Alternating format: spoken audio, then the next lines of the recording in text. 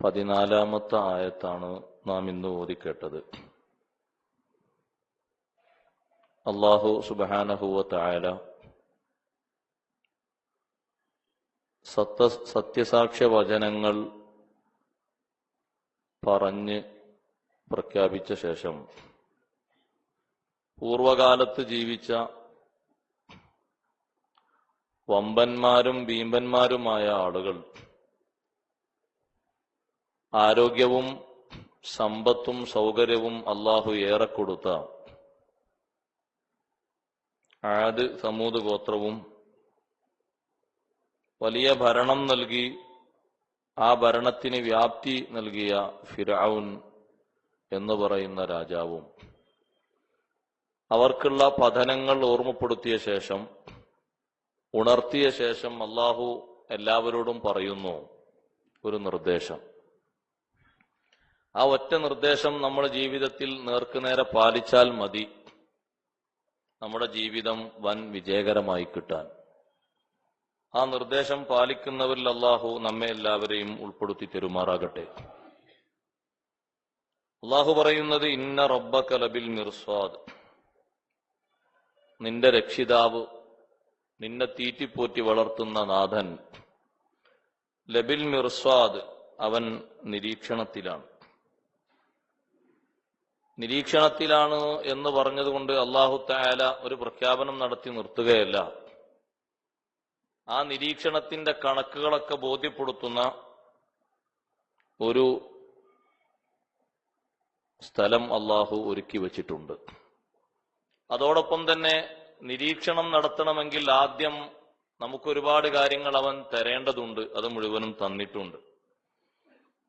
ഒരാളെ നിരീക്ഷിക്കാന്ന് പറഞ്ഞാൽ ആദ്യം കുറെ നിയമങ്ങളും നിബന്ധനകളും അയാൾക്ക് കൊടുക്കും. ആ ചട്ടക്കൂട്ടിൽ കഴിയാനുള്ള സൗകര്യങ്ങളും കൊടുക്കും. എന്നിട്ട് പിന്നെ നിയമം തെറ്റിക്കുന്നുണ്ടോ, നിയമം ലംഘിക്കുന്നുണ്ടോ എന്നൊരു നിരീക്ഷണമാണ്. ഇവിടെ തന്നെ നിങ്ങൾ നോക്കൂ, ഒരാളെ ഏതെങ്കിലും ഒരു വിഷയത്തിൽ പിടിക്കപ്പെട്ടാൽ അയാൾക്ക് നിശ്ചിത നിയമങ്ങൾ കൊടുക്കും. അതിന്റെ ഉള്ളിൽ ഒതുങ്ങിക്കഴിയണം. ഒരുപക്ഷെ അതിൽ രാജ്യം വിട്ട് നാട് വിട്ട് പുറത്തു പോകാൻ പാടില്ല, അനുവാദമില്ലാതെ എന്നുണ്ടാകും. പുറത്തേക്ക് എവിടേക്കെങ്കിലും ഒന്ന് പോകണമെങ്കിൽ പ്രത്യേകം പറഞ്ഞ് സമ്മതം, സർട്ടിഫിക്കറ്റ് വാങ്ങണം എന്നുണ്ടാകും. ചില ആളുകളുമായി തീരെ അടുക്കാൻ പാടില്ല, അവരെ കാണാൻ പാടില്ല എന്ന നിയമം ഉണ്ടാകും.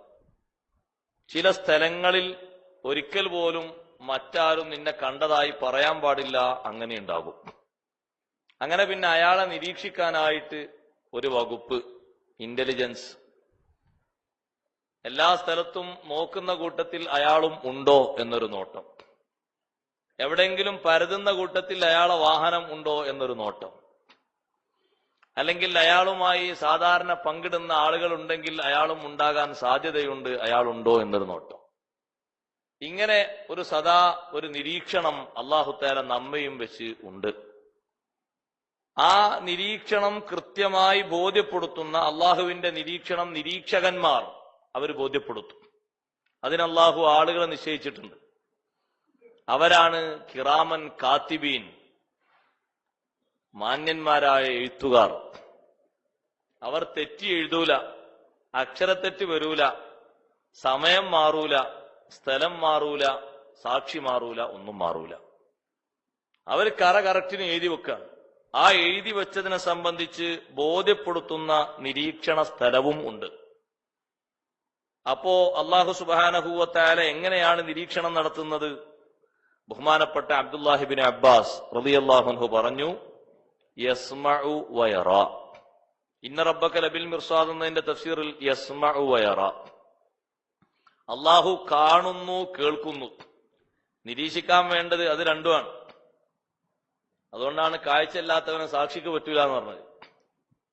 ഒന്നൊന്നും കാണൂല, എന്ത് സാക്ഷിക്കാനാ?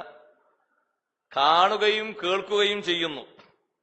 അഥവാ യഅനി യർസുദു ഖൽഖഹു ഫീമാ യഅമലൂൻ, തന്റെ സൃഷ്ടികളെ അല്ലാഹു തആല നോക്കി പാർക്കുന്നു, നിരീക്ഷിക്കുന്നു. അവർ ചെയ്യുന്ന എല്ലാ ഓരോ വിഷയങ്ങളിലും എന്നിട്ട് തീരുന്നില്ല. വയുജാസി കുല്ലം ബിസഇഹി ഫിദ്ദുനിയാ വൽ ആഖിറ. ദുനിയാവിലും ആഖിറത്തിലും ആ നിരീക്ഷണത്തിനനുസരിച്ച് അല്ലാഹു പകരം കൊടുക്കുന്നുണ്ട്. ദുനിയാവിലും കൊടുക്കുന്നുണ്ട്, ആഖിറത്തിലും കൊടുക്കുന്നുണ്ട്. വസയഅരിദുൽ ഖലായിഖ കുല്ലഹും അലൈഹി. അല്ലാഹു സൃഷ്ടികളെ മുഴുവനും അവന്റെ സവിധത്തിൽ വെളിവാക്കുന്നുണ്ട്. ഫയഹ്കുമു ഫീഹിം ബിഅദ്ലിഹി. നീതിപരമായി അവരിൽ അല്ലാഹു വിധി നടപ്പിലാക്കുന്നുണ്ട്. വയുഖാബിലു കുല്ലം ബിമാ യസ്തഹിഖുഹു. ഓരോരുത്തർക്കും അർഹിച്ചത് അല്ലാഹു തആല പകരം കൊടുക്കുന്നുണ്ട്, ശരിക്കും കൊടുക്കുന്നുണ്ട്. വഹുവൽ മുനസ്സഹു അനിൽ ളുൽമി വൽ ജൗർ. അക്രമവും അനീതിയും അല്ലാഹു ഒരിക്കലും ചെയ്യൂല. അതിൽ നിന്ന് അല്ലാഹു പരിശുദ്ധനാണ്. സൂറത്തുൽ കഹ്ഫിന്റെ വിശദീകരണത്തിൽ ബഹുമാനപ്പെട്ട ഇമാം ഖുർത്തുബി റളിയല്ലാഹു അൻഹു ഒരു മനുഷ്യന് അല്ലാഹു തആല അവൻ ചെയ്ത അനീതി ബോധ്യപ്പെടുത്തി കൊടുക്കുന്നതിന്റെ ചിത്രം ശരിക്ക് പറയുന്നുണ്ട്. ഖിയാമത്ത് നാളിൽ അവൻ നിഷേധിക്കുകയും അല്ലാഹു ബോധ്യപ്പെടുത്തുകയും ചെയ്യുക. നാളെ ആഖിറത്തിലെത്തുമ്പോ ഓരോരുത്തരെയും ഇങ്ങനെ വെളിവാക്കി കണക്കെടുപ്പ് നടത്തി ഓരോരുത്തർക്കും അവരവർ ചെയ്ത കാര്യങ്ങൾ മുന്നിൽ വെളിവാക്കി കൊടുത്ത് ബോധ്യപ്പെടുത്തി കൊടുക്കുമ്പോ നിഷേധിക്കും. കാഫിറുകൾ നിഷേധിക്കും, ഈമാൻ കുറഞ്ഞവരൊക്കെ നിഷേധിക്കും. അവർ നിഷേധിക്കുന്ന നേരത്ത് അല്ലാഹു ബോധ്യപ്പെടുത്തി കൊടുക്കാൻ ആദ്യമായിട്ട് അല്ലാഹു തആല ബോധ്യപ്പെടുത്തി കൊടുക്കുന്നത് അവരവരുടെ അമലുകൾ രേഖപ്പെടുത്തിയ കിതാബുകളെ വെച്ചിട്ടാണ്. അപ്പോ നേർക്ക് നേരെ അള്ളാഹുവിന്റെ മുന്നിൽ നിന്ന് മനുഷ്യൻ പറയാണ്, അങ്ങനെ കിതാബിനെ പറ്റിയൊന്നും ഞങ്ങൾക്ക് വിവരമല്ല, ആ കിതാബിലുള്ളതും ഞങ്ങൾ സമ്മതിക്കൂല, ആ എഴുതിയതൊന്നും സമ്മതിക്കൂല, ഞങ്ങൾക്കത് സ്വീകാര്യമല്ല. അങ്ങനെ സ്വീകാര്യമല്ല എന്ന് പറയുമ്പോൾ എഴുതിയ മലക്കുകൾ അവർ നീതിമാന്മാരാണ്, അവരെ വെളിവാക്കുന്നു, അവർ സാക്ഷ്യപ്പെടുത്തുന്നു, പക്ഷെ അത് കേൾക്കുന്നില്ല. പിന്നെ അല്ലാഹു തആല കൂടെയുണ്ടായിരുന്ന കാര്യങ്ങൾ ചെയ്യാൻ കൂടെയുണ്ടായിരുന്ന സാക്ഷികളെ കൊണ്ടുവരുന്നു, അതും നിഷേധിക്കുകയാണ്, അതും സമ്മതിക്കൂല. അതിനുശേഷം സ്ഥലം അല്ലാഹു വെളിവാക്കുന്നു, അതും സമ്മതിക്കൂല. സമയം വെളിവാക്കുന്നു, അതും സമ്മതിക്കൂല. ഒന്നും സമ്മതിക്കാതിരിക്കുമ്പോ പിന്നെ അല്ലാഹു തആലാന്റെ ഒരു ചോദ്യം, എങ്കിൽ നിങ്ങൾ സമ്മതിക്കാൻ വേണ്ടി ഇതൊന്നും നിങ്ങൾ സമ്മതിക്കുന്നില്ല, ഈ കിതാബിലുള്ള സമ്മതിക്കുന്നില്ല, എഴുതിയ ആൾക്കാരെ സമ്മതിക്കുന്നില്ല, അവര് നിലക്കും ഇല്ലാത്തത് എഴുതൂല, കൂടെ നിന്ന സാക്ഷികളെ സമ്മതിക്കുന്നില്ല, ഒന്നും നിങ്ങൾ സമ്മതിക്കുന്നില്ല, ഇനി എന്തു വേണം? അപ്പൊ മനുഷ്യൻ പറയും, ഞങ്ങളെ സ്വന്തത്തിൽ നിന്ന് ഞങ്ങൾക്ക് സാക്ഷി വേണം. എന്നാ അങ്ങനെ ചെയ്തിട്ടുണ്ടെങ്കിൽ കൈ പറയട്ടെ, കാല് പറയട്ടെ. അപ്പൊ ലാസ്റ്റ് പോയിന്റിൽ അല്ലാഹു തആല തൊള്ളക്ക് സീല് വെക്കും. തൊള്ളനി പഠിത്തവും സംസാരിക്കാനായിട്ടില്ല, തൊള്ളക്കൊരു താൽക്കാലികമായ സീല്.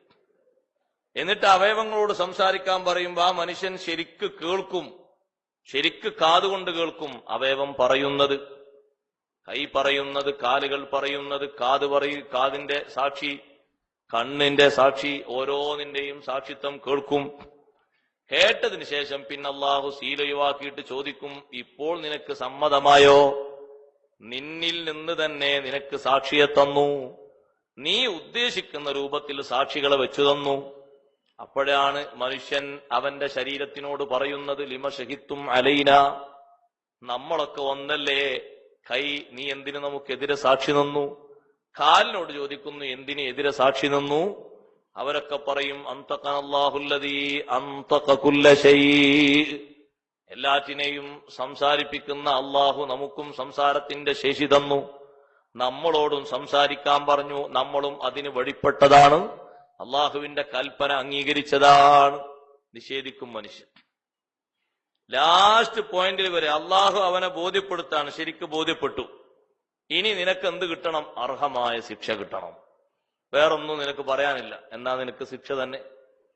നിരീക്ഷകന്മാരായ ആളുകളോട് പറയുന്നു, നിങ്ങൾ നിരീക്ഷിച്ചതും എഴുതിയതും ശരിയാണ്, അതിനാദ്യം വിശ്വാസിക്ക് നിരീക്ഷിക്കാൻ ഉള്ള പരിമിതികൾ വെച്ചിട്ടുണ്ട് എന്ന് ഈ ആയത്തിന്റെ തഫ്സീറിൽ ഹാഫിദ് ഇബ്നു കസീർ കൊണ്ടുവന്ന ഒരു സുദീർഘ ഹദീസ് ഉണ്ട്, ഞാനൊന്ന് ചുരുക്കി വായിക്കാം.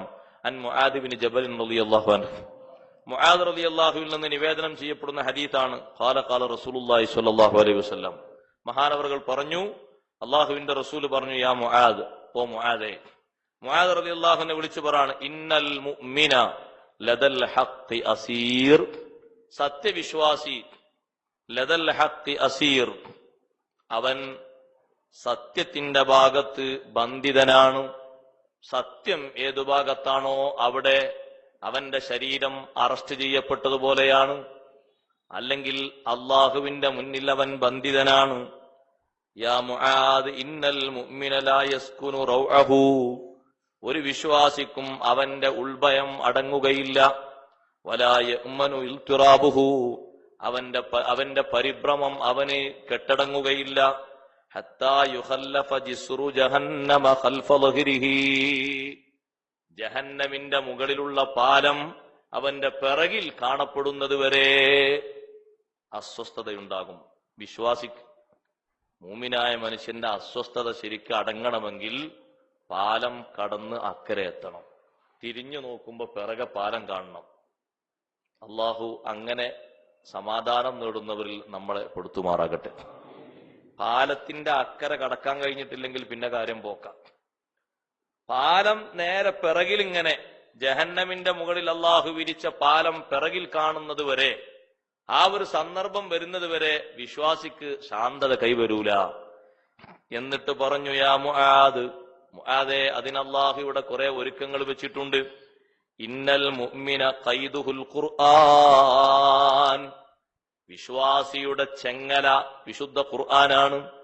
അൻ കസീരിൻ മിൻ ശഹവാതിഹി, അവന്റെ താല്പര്യങ്ങളിൽ നിന്ന് മിക്ക താല്പര്യത്തിനും ചെങ്ങലയിടുന്നത് ഖുർആനാണ്.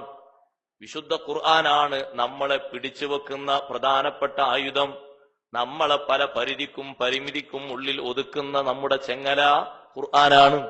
അപ്പൊ അല്ലാഹു തആല നമുക്കൊരു ചെങ്ങല തന്നിട്ടുണ്ട്. ആ ഖുർആനിൽ നിർദ്ദേശിക്കപ്പെട്ട വിഷയത്തിൽ നിന്ന് മാറാൻ പാടില്ല. ഖുർആനിൽ അങ്ങനെ പറഞ്ഞിട്ടുണ്ട് എന്ന് മഹാപണ്ഡിതന്മാർ തീർത്തും പഠിപ്പിച്ചിട്ടുണ്ട്. ഖുർആനിൽ പറയപ്പെടാത്ത വിഷയങ്ങളില്ല. പക്ഷേ അത് നോക്കാനും അറിയാനും കഴിവുള്ളവർ വിലയിരുത്തി നമുക്ക് പഠിപ്പിച്ചെന്നിട്ടുണ്ട്. എല്ലാ വിഷയമുണ്ട് ഖുർആനിൽ. ഖുർആനാണ് ചെങ്ങല.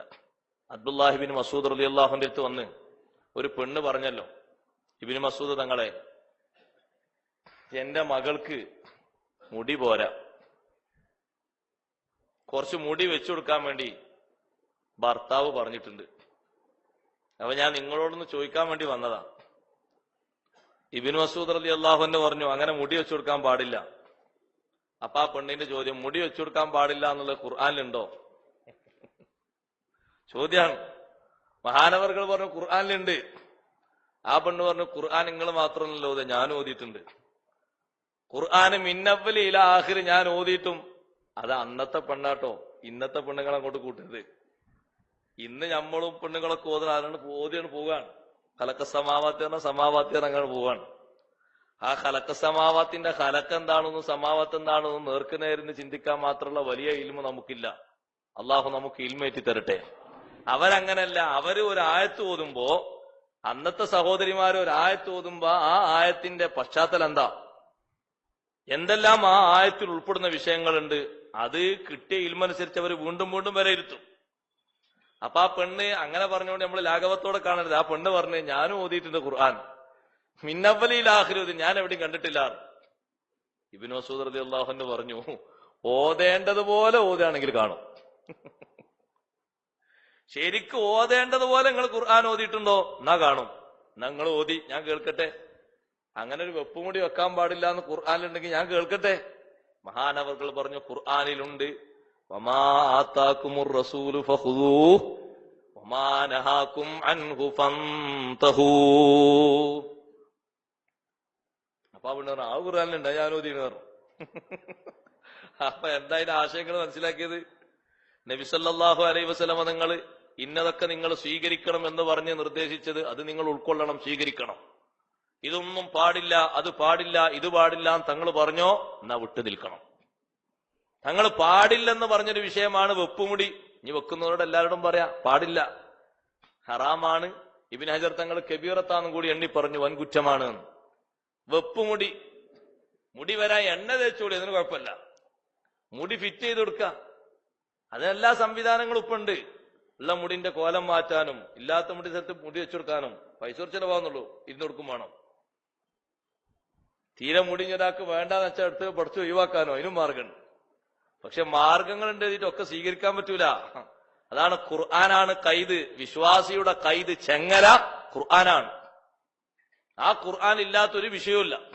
ഇത് പറഞ്ഞപ്പോ നിങ്ങൾ ആലോചിച്ച് നോക്കൂ, ഈ ഒരു വിഷയം പറഞ്ഞപ്പോ, ഈ പെണ്ണിങ്ങനെ പറഞ്ഞപ്പോ, ഈ പെണ്ണിനോട് ഇബ്നു മസ്ഊദ് തങ്ങൾ പറഞ്ഞു, നബി സല്ലല്ലാഹു അലൈഹി വസല്ലം നഹി ചെയ്തു, അവിടുന്ന് വിലക്കിയ കാര്യമാണ്, ഇത് പാടില്ല എന്ന് പറഞ്ഞാണ്.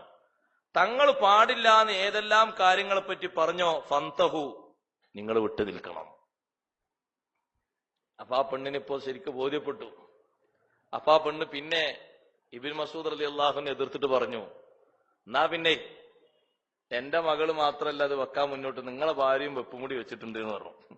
അത് പിന്നെ തോറ്റ കള്ളിക്കൊരു പണി പറഞ്ഞാണ്. പിന്നെ ഈ പറഞ്ഞതിന് എതിർക്കാൻ പിന്നെ പഴുതില്ല. അപ്പൊ ലാസ്റ്റ് പറഞ്ഞതാ, നിങ്ങളെ ഭാര്യയും ഇങ്ങനെ വെപ്പുമുടിയൊക്കെ വെച്ചിട്ടുണ്ടല്ലോ. ഇബ്നു മസ്ഊദ് ഒന്ന് അടുക്കളയിൽ പോയി നോക്കി, അവിടെ ഉണ്ട് പെണ്ണുങ്ങൾ. അടുക്കളയിൽ പോയിട്ട് തട്ടം പൊക്കിയിട്ട് ഓരോ മുടിയും ഇങ്ങനെ പൊന്തിച്ചു നോക്കും. വെപ്പുമുടിയാണെങ്കിൽ ദീർഘായുസ് ഉണ്ടാവില്ല, അങ്ങനെ പോരും. അതിങ്ങനെ ചെറിയൊരു അഡ്ജസ്റ്റ്മെന്റിൽ നിൽക്കാണ്. കണ്ടാലൊന്നും ഒരു പക്ഷേ പെട്ടെന്ന് തിരിയില്ല, നല്ലോ നോക്കിയാൽ തിരിയും.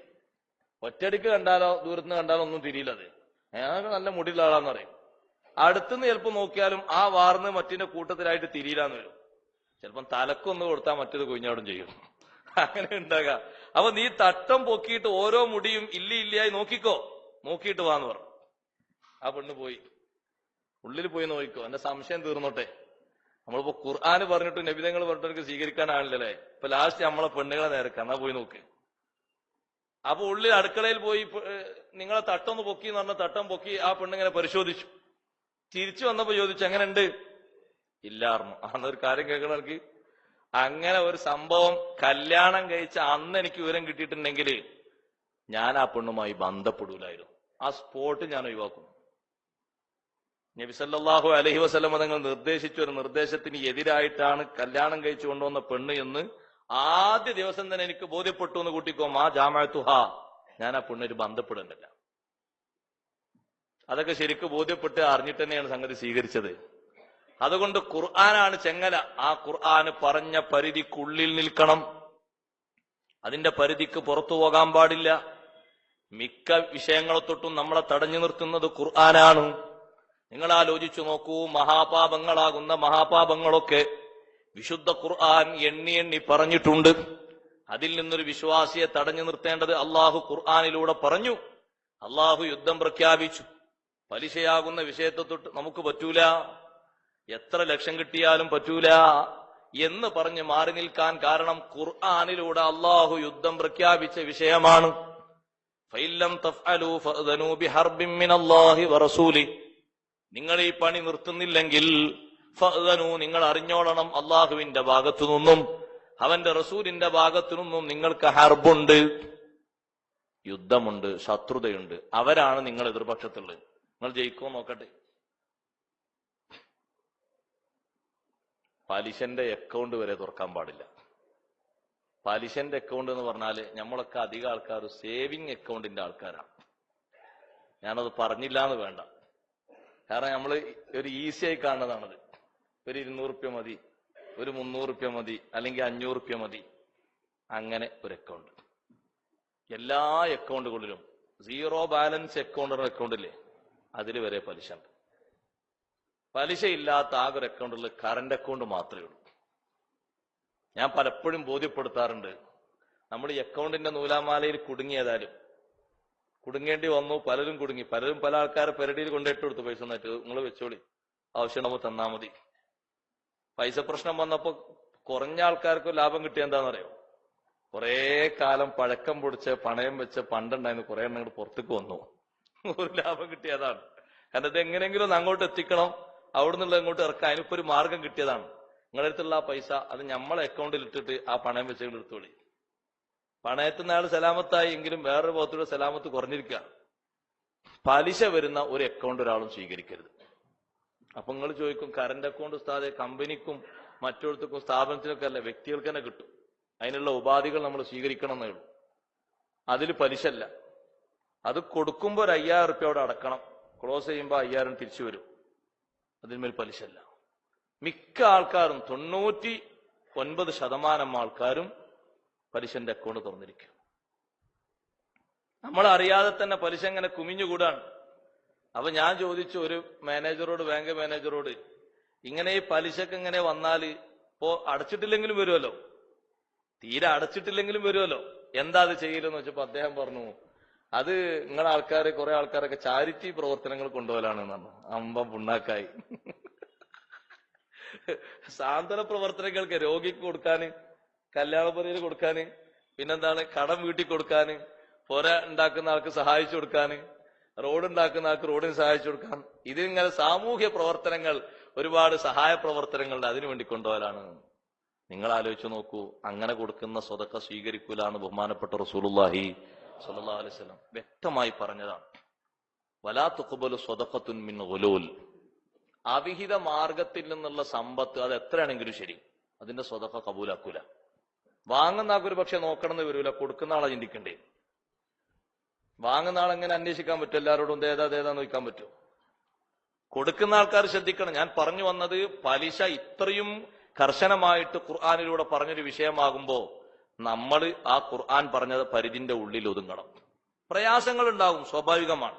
ഒന്നൊന്നല്ല, ഒരുപാട് പ്രയാസം ചർച്ച ചെയ്യേണ്ടി വരും, തരണം ചെയ്യേണ്ടി വരും, സഹിക്കണം കുറച്ചൊക്കെ.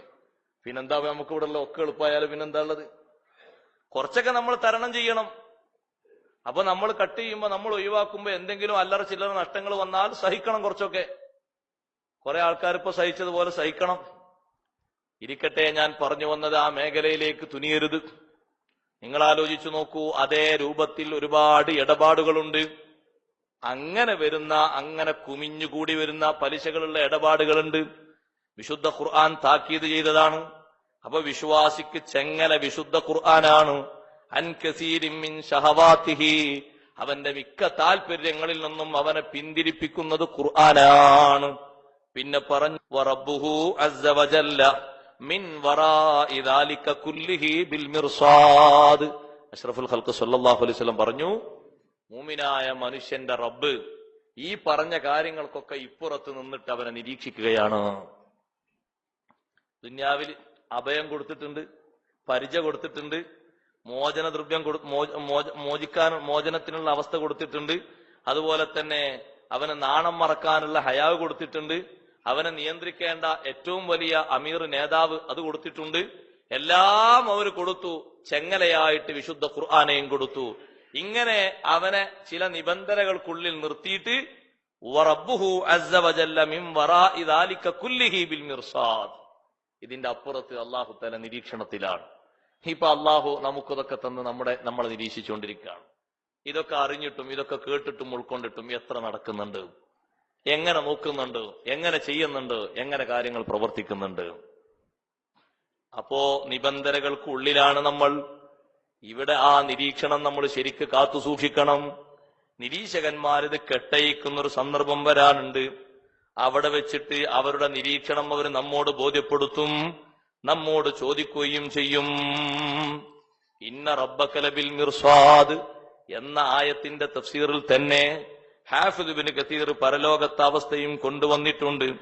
അതുകൊണ്ടാണ് ഒരു ഹദീസിൽ കാണാം, ബഹുമാനപ്പെട്ട ഐഫ ഇബ്നു അബ്ദുൽ കലാഇ റഹ്മത്തുള്ളാഹി അലൈഹി ജനങ്ങളോട് വഅദ് പറഞ്ഞു കൊടുക്കുമ്പോ മഹാനവറുകൾ പറഞ്ഞു, ഇന്നലി ജഹന്നമ സബ്അ ഖനാതിർ, ജഹന്നമിലേക്ക് കടക്കുന്നതിന്റെ തൊട്ടുമുമ്പ് 7 ഖന്തർ എന്ന് പറഞ്ഞ പാലം എന്നാണ്, ചെറിയ പാലം, അല്ലെങ്കിൽ 7 ചെക്കിംഗ് പോയിന്റുകളുണ്ട്. 7 ചെക്കിംഗ് പോയിന്റുകളുണ്ട്. അവിടെ ഓരോരുത്തരെയും നിർത്തുന്നുണ്ട്, ചോദിക്കുന്നുണ്ട്. വസ്സിറാത്തു അലൈഹിന്ന, ഇവകളുടെ എല്ലാം മുകളിലാണ് സിറാത്ത് എന്ന് പറയുന്ന പാലമുള്ളത്. അതിനു മുമ്പ് ചെറിയ ചെറിയ ചെക്കിംഗ് പോയിന്റുകളുണ്ട്. അല്ലാഹു തആല ആ ഓരോ പോയിന്റുകളിലും മനുഷ്യനെ തടഞ്ഞു വെച്ച് നിരീക്ഷകന്മാരായ ആളുകൾ അവർ ഏട് മുന്നിൽ വെച്ച് ചോദ്യം ചെയ്യുന്നുണ്ട്. നിരീക്ഷണം, അവർ നിരീക്ഷിച്ച നിരീക്ഷണത്തെ പറ്റി, വസ്തുതകളെ പറ്റി അവർ ചോദ്യം ചെയ്യാണ്. ഫയുഹ്ബസുൽ ഖലായിഖു ഇൻദൽ ഖന്തറത്തിൽ ഊലാ, ഒന്നാമത്തെ ഖന്തറ ചെക്കിംഗ് പോയിന്റ് പാലം, അവിടെ ഒന്നാമത്തെ വാരിക്കേടിന്റെ അവിടെ നമ്മളെ നിർത്തുന്നു. സൃഷ്ടികളെ മുഴുവനും നിർത്തും. എന്നിട്ട് അവിടെ ചോദ്യം ചെയ്യുന്നുണ്ട്. ഫയുഹാസബൂന അലസ്വലാത്തി വയുസ്അലൂന അൻഹാ. നിസ്കാരത്തെ പറ്റിയുള്ള ചോദ്യം അത് ശരിക്ക് നടക്കുന്നുണ്ട്. ആ നിസ്കാരത്തെപ്പറ്റി ആഴത്തിൽ വീണ്ടും വീണ്ടും ചോദിക്കുന്നുണ്ട്. ഒറ്റ ചോദ്യമല്ല, നിസ്കാരം നിർവഹിച്ചോ എന്നൊരു ചോദ്യം മാത്രമല്ല, എത്ര നിർവഹിച്ചു, എങ്ങനെ നിർവഹിച്ചു, അതിനെപ്പറ്റി പരിശോധിക്കുകയാണ്. ഫയഹ്ലികു ഫീഹാ മൻ ഹലക്, അതിൽ കുടുങ്ങിയവരൊക്കെ കുടുങ്ങും. വയൻജൂ മൻ നജാ, രക്ഷപ്പെടുന്നവൻ അടുത്ത പോയിന്റിലേക്ക് രക്ഷപ്പെടും. നമുക്ക് എളുപ്പത്തിൽ ബോധ്യപ്പെടുമല്ലോ അത്. വലിയ വലിയ എയർപോർട്ടുകളിലൊക്കെ പോയാൽ ഈ രൂപത്തിൽ 7ഉം 14ഉള്ള ചെക്കിംഗ് പോയിന്റുകളിൽ ഞമ്മക്കിങ്ങനെ തോന്നും, അയാൾ അവിടുന്ന് ബോർഡിംഗ് പാസ് തരുന്ന സമയത്ത് ഇതൊക്കെ ചെക്കിങ് ചെയ്തല്ലേ, ഇതൊക്കെ പരിശോധിച്ചല്ലേ, യന്ത്രത്തിലും പരിശോധിച്ചു, പിന്നെ എന്തിനാ ഇയാളൊന്ന് വാങ്ങി വെക്കണ്, അപ്പുറത്തും വേറൊരാൾ പിന്നെയും വാങ്ങി വെക്കണം, ലാസ്റ്റ് പോയിന്റിൽ അയാളൊക്കെ നോക്കുന്നു, 6ാമത്തെ ആൾ പിന്നെയും നോക്കുന്നു, ഓരോരുത്തരും ഇങ്ങനെ നോക്കി നോക്കി നോക്കി അവസാനം ഏതായാലും ഇനി ആരും നോക്കൂല എന്നുള്ളതൊക്കെയാണ് കയറി ചെല്ലിന് ഇരിക്കുമ്പോഴാ പിന്നെ റാത്താക്കുക. ഇനി ആരും നോക്കാനൊന്നും തരൂല. അത് നോക്കണ പോയിന്റുകളൊക്കെ കഴിഞ്ഞല്ലോ. എത്ര ആളാ നോക്കണം അതിന്റെ മുമ്പ്, എത്ര ആളാ പരിശോധിക്കുന്നത്, ഉറപ്പുവരുത്തുന്നത്? ഇവിടെ വിവിധ ആളുകളാണ് ചോദിക്കുന്നത്. കുടുങ്ങുന്നവർ കുടുങ്ങും. അള്ളാഹു അവിടെ നമുക്ക് സലാമത്ത് നൽകട്ടെ. നിസ്കാരം അവിടെ മുഖ്യമായി പറഞ്ഞു. നിസ്കാരത്തിന്റെ വിഷയം നമ്മൾ ശരിക്കും ശ്രദ്ധിക്കണം. ഞാൻ പറഞ്ഞില്ലേ, നമ്മുടെ കൂട്ടുകാർ, നമ്മുടെ മക്കൾ, അവരൊക്കെ നിസ്കരിക്കാൻ മടിയന്മാരായി തീരാനുള്ള പ്രധാനപ്പെട്ട കാരണം, നിസ്കാരത്തിൽ നിന്ന് ശ്രദ്ധ മാറ്റിക്കളയാനുള്ള കാരണം എന്തൊക്കെയാണോ അത് അന്വേഷിച്ച് നമ്മൾ പരിഹരിക്കണം. മക്കളെ മൂല്യന്മാരാക്കുന്നതിൽ ചില വാപ്പാര് കാണുന്ന നല്ലൊരു ഉദ്ദേശം അതാണ്. ഓല് കയ്യും കാലും തേച്ച് കീറ്റി ഏതെങ്കിലും പള്ളിയിൽ ഇമാമാണെങ്കിൽ നിൽക്കാതിരിക്കാൻ പറ്റൂലല്ലോ മുന്നിൽ. അപ്പോ അങ്ങനെങ്കിലും മുന്നിൽ നിന്ന് നിസ്കരിച്ചോളൂ. എന്നാ പിന്നെ അതൊന്നും പറഞ്ഞു കൊടുക്കേണ്ട ആവശ്യമില്ല. മരുക്കള് മൂല്യന്മാരാകണം എന്ന് ചിന്തിക്കുന്ന കുറെ ആൾക്കാരെ ഉള്ളിലുള്ള തത്വതാണ്. എന്നാ പിന്നെ ഇവിടെ വന്നിട്ട് നമ്മളുള്ള ബിരിയാണി മറ്റൊക്കെ ഉണ്ടാക്കിയിട്ട് രാവിലെ സുബൈക്ക് തന്നെ അവനെ വിളിച്ചിട്ട് എണീക്കാത്തൊരവസ്ഥയും, വിളിച്ചതിന് ദേഷ്യപ്പെട്ടിട്ട് നിങ്ങളെ മകൾ എനിക്ക് വേണ്ടാന്ന് പോണൊരവസ്ഥയും ഉണ്ടാകൂലല്ലോ. അതുകൊണ്ട് പിന്നെ അത് പറയേണ്ട ആവശ്യമില്ല, അത് നേരത്തിന് ഒന്നിച്ച് നിസ്കരിച്ചോളും, അതൊരു റാഹത്തല്ലേ എന്ന് ചിന്തിക്കും. ശരിയല്ലേ സഹോദരങ്ങളെ? പഴയ കാലത്ത് അപേക്ഷിച്ച് നമുക്ക് ജോലിക്ക് സമയം കുറച്ചു തന്നു, സൗകര്യങ്ങൾ കുറച്ചു തന്നു, ശമ്പളമാണെങ്കിൽ കൂട്ടിത്തന്നു. എന്നാലും എന്താ ഈ നിസ്കാരം ഒന്ന് നേരെ ചൊവ്വേ പോകാത്തത്? നമ്മുടേതെന്ന് പറയപ്പെടുന്ന പ്രവർത്തകന്മാരുടേത് തന്നെ, എന്ന് പറഞ്ഞാൽ സുന്നികൾ എന്ന് പറയപ്പെടുന്നവർ തന്നെ നിസ്കാരത്തിന്റെ വിഷയത്തിൽ വലിയ പരിഗണന എപ്പോഴും പരിഗണിക്കാനായിട്ടില്ല. നമ്മുടെ മക്കളെ ശരിക്കും നമ്മൾ വീക്ഷിക്കേണ്ട ഒരു മേഖല അതാണ്. നിസ്കാരത്തിൽ ഒരു ബാപ്പയും ഉമ്മയും മക്കളെ നിരീക്ഷിക്കുന്നുണ്ടോ, ബാക്കി കാര്യങ്ങളൊക്കെ ഏകദേശം റെഡി ആയിരിക്കും. ആ നിരീക്ഷണം. ഒരു ദിവസം എങ്ങാനും സുബി അങ്ങനെ തെറ്റിപ്പോയാൽ നമ്മൾ ചൂടാകാണ്ടോ ഉണ്ട്. കാരണം ഒരു ദിവസത്തെ ജമാഅത്ത് നിസ്കാരമല്ല, ഒരു ദിവസത്തെ ജമാഅത്തിൽ ഒരു റക്കാത്ത് കുറഞ്ഞതിന്റെ സങ്കടം ബഹുമാനപ്പെട്ട മുആവിയ റളിയല്ലാഹു അൻഹുവിന് എത്ര മാസം ഉണ്ടായിരുന്നു അറിയാം. മാസക്കണക്കിന് ജമാഅത്ത് പോയിട്ടില്ല, ഒരു റക്കാത്ത് കിട്ടിയില്ല. മുആവിയ റളിയല്ലാഹു അൻഹുവിന് സങ്കടം പോകുന്നില്ല കൽബില്. അല്ല ഈമാനം നോക്കി നിങ്ങൾ, സുബഹിന്റെ ഒരു റക്കാത്ത് ജമാഅത്ത്, ഒരു റക്കാത്ത് പിന്തിപ്പോയി, ജമാഅത്ത് കിട്ടി, ഒരു റക്കാത്ത് കിട്ടിയില്ല. അപ്പൊ ആ ഒരു സങ്കടം ഒരുപാട് കാലം ഉണ്ടായിരുന്നു. ആ സങ്കടം കൽബിലുള്ളത് കൊണ്ട് തന്നെ മഹാനവറുകളുടെ ഈമാൻ അനുദിനം ഇങ്ങനെ കൂടിക്കൂടി വരാൻ. അതുകൊണ്ടാണ് ഒരു ദിവസം മുആവിയ റളിയല്ലാഹു അൻഹു പാതിരാത്രിയിൽ കുറെ നേരം വൈകി മരുഭൂമിയിൽ വന്ന് ഉറങ്ങി. വീട്ടിൽ പോയി ഉറങ്ങിയാൽ പക്ഷെ ജമാഅത്തിനോട് എത്തൂരാതിയിട്ട് മദീനത്തെ പള്ളിയിൽ നിന്ന് ഏകദേശം ഒരു വാങ്ങ് കൊടുക്കുന്ന അവിടെ തന്നെ ഏകദേശം ഒരു കേൾക്കാൻ പറ്റുന്ന പരിധി തന്നെ മരുഭൂമിയിലുണ്ട് ഉറങ്ങി. ഇന്നത്തെ വാഹനം ഉണ്ടാവിന് ഉറങ്ങാലോ, ഉറങ്ങി. അങ്ങനെ ഉറങ്ങി കുറച്ചങ്ങോട്ട് കഴിഞ്ഞപ്പോ ഏകദേശം ഒരു 3-4 മണിയായപ്പോ ഒരു വാങ്ക് ഇങ്ങനെ കേൾക്കുന്നു, അല്ലാഹു അക്ബർ അല്ലാഹു അക്ബർ. അപ്പൊ മഹാനവറുകൾ എണീറ്റ് ഇങ്ങനെ നോക്കി. ഓൾക്ക് ഫജ്ർ സ്വാദിക്കും ഫജ്ർ കാദിബും ഒക്കെ വേറെ അറിയാലോ, നീക്കണോണ്ട്. നമുക്ക് നീക്കാത്തോണ്ട് ഫജ്ർ സ്വാദിക്കും കണക്കാ കാദിബും കണക്കാ. നീക്കാത്തോണ്ടേ നമുക്ക് ഫജ്ർ കാദിബും കണക്കാ സ്വാദിക്കും കണക്കാ. അവർ നീക്കണത് വേറെ തിരിച്ചറിയും. ഇങ്ങനെ നീച്ച് മഹാനവറുകൾ നോക്കി, ബാങ്ക് കൊടുക്കാൻ നേരായിട്ടില്ലല്ലോ. പിന്നെ മഹാനവറുകൾ ചിന്തിച്ചു, ഇനി എങ്ങാൻ സൂയിപ്പാക്കാനാണ് ഇബിലീസ് എങ്ങാനും ബാങ്ക് കൊടുക്കുവോ? ഇബിലീസ് ബാങ്ക് കൊടുക്കും. മഹാനങ്ങൾ ചിന്തിച്ചു, ഇബിലീസ് ബാങ്ക് കൊടുത്തിട്ട് ഇപ്പൊ സൂയിപ്പാക്കും. ബാങ്ക് കൊടുക്കാതെ നല്ല പണിയല്ലേ? ബാങ്ക് കൊടുത്ത് ഞാൻ എന്നെ സംശയിക്കണ്ട, ബാങ്ക് കൊടുത്ത് ഞാൻ തന്നെ. നീ ബാങ്ക് കൊടുക്കോ? ഞാനാ ബാങ്ക് കൊടുത്ത്. എന്തിനാ ബാങ്ക്? അതെ, മുമ്പ് ഒരു സുബിഹിന്റെ ജമാഅത്തിൽ ഒരു റക്കായത്ത് പോയതിന്റെ സങ്കടം എപ്പോഴും കൽബൊന്നും പോയിട്ടില്ലല്ലോ? ഇല്ല. ആ സങ്കടം തീരുന്നില്ല. സുബിഹി അതായി തന്നെ ജമാഅത്തിൽ തന്നെ കിട്ടിയിട്ടുണ്ട്. ഒരു റക്കാത്ത് കുറഞ്ഞു പോയി എന്നുള്ളതിനെ സങ്കടം മാറിയിട്ടില്ലല്ലോ? ഇല്ല. ഇന്ന് നിങ്ങൾ ദീർഘദൂര യാത്ര കഴിഞ്ഞു വന്നതല്ലേ? ഇന്നെങ്ങാനും നിങ്ങൾ മദീനത്തെ പള്ളിയിലേക്ക് പോകുമ്പോൾ രണ്ടാമത്തെ റക്കാത്തിന്റെ അത്തഹിയ്യാത്തിലാണ് നബി തങ്ങൾ ഇരിക്കുന്നെങ്കിൽ നിങ്ങളെ സങ്കടത്തിലുണ്ടാവും.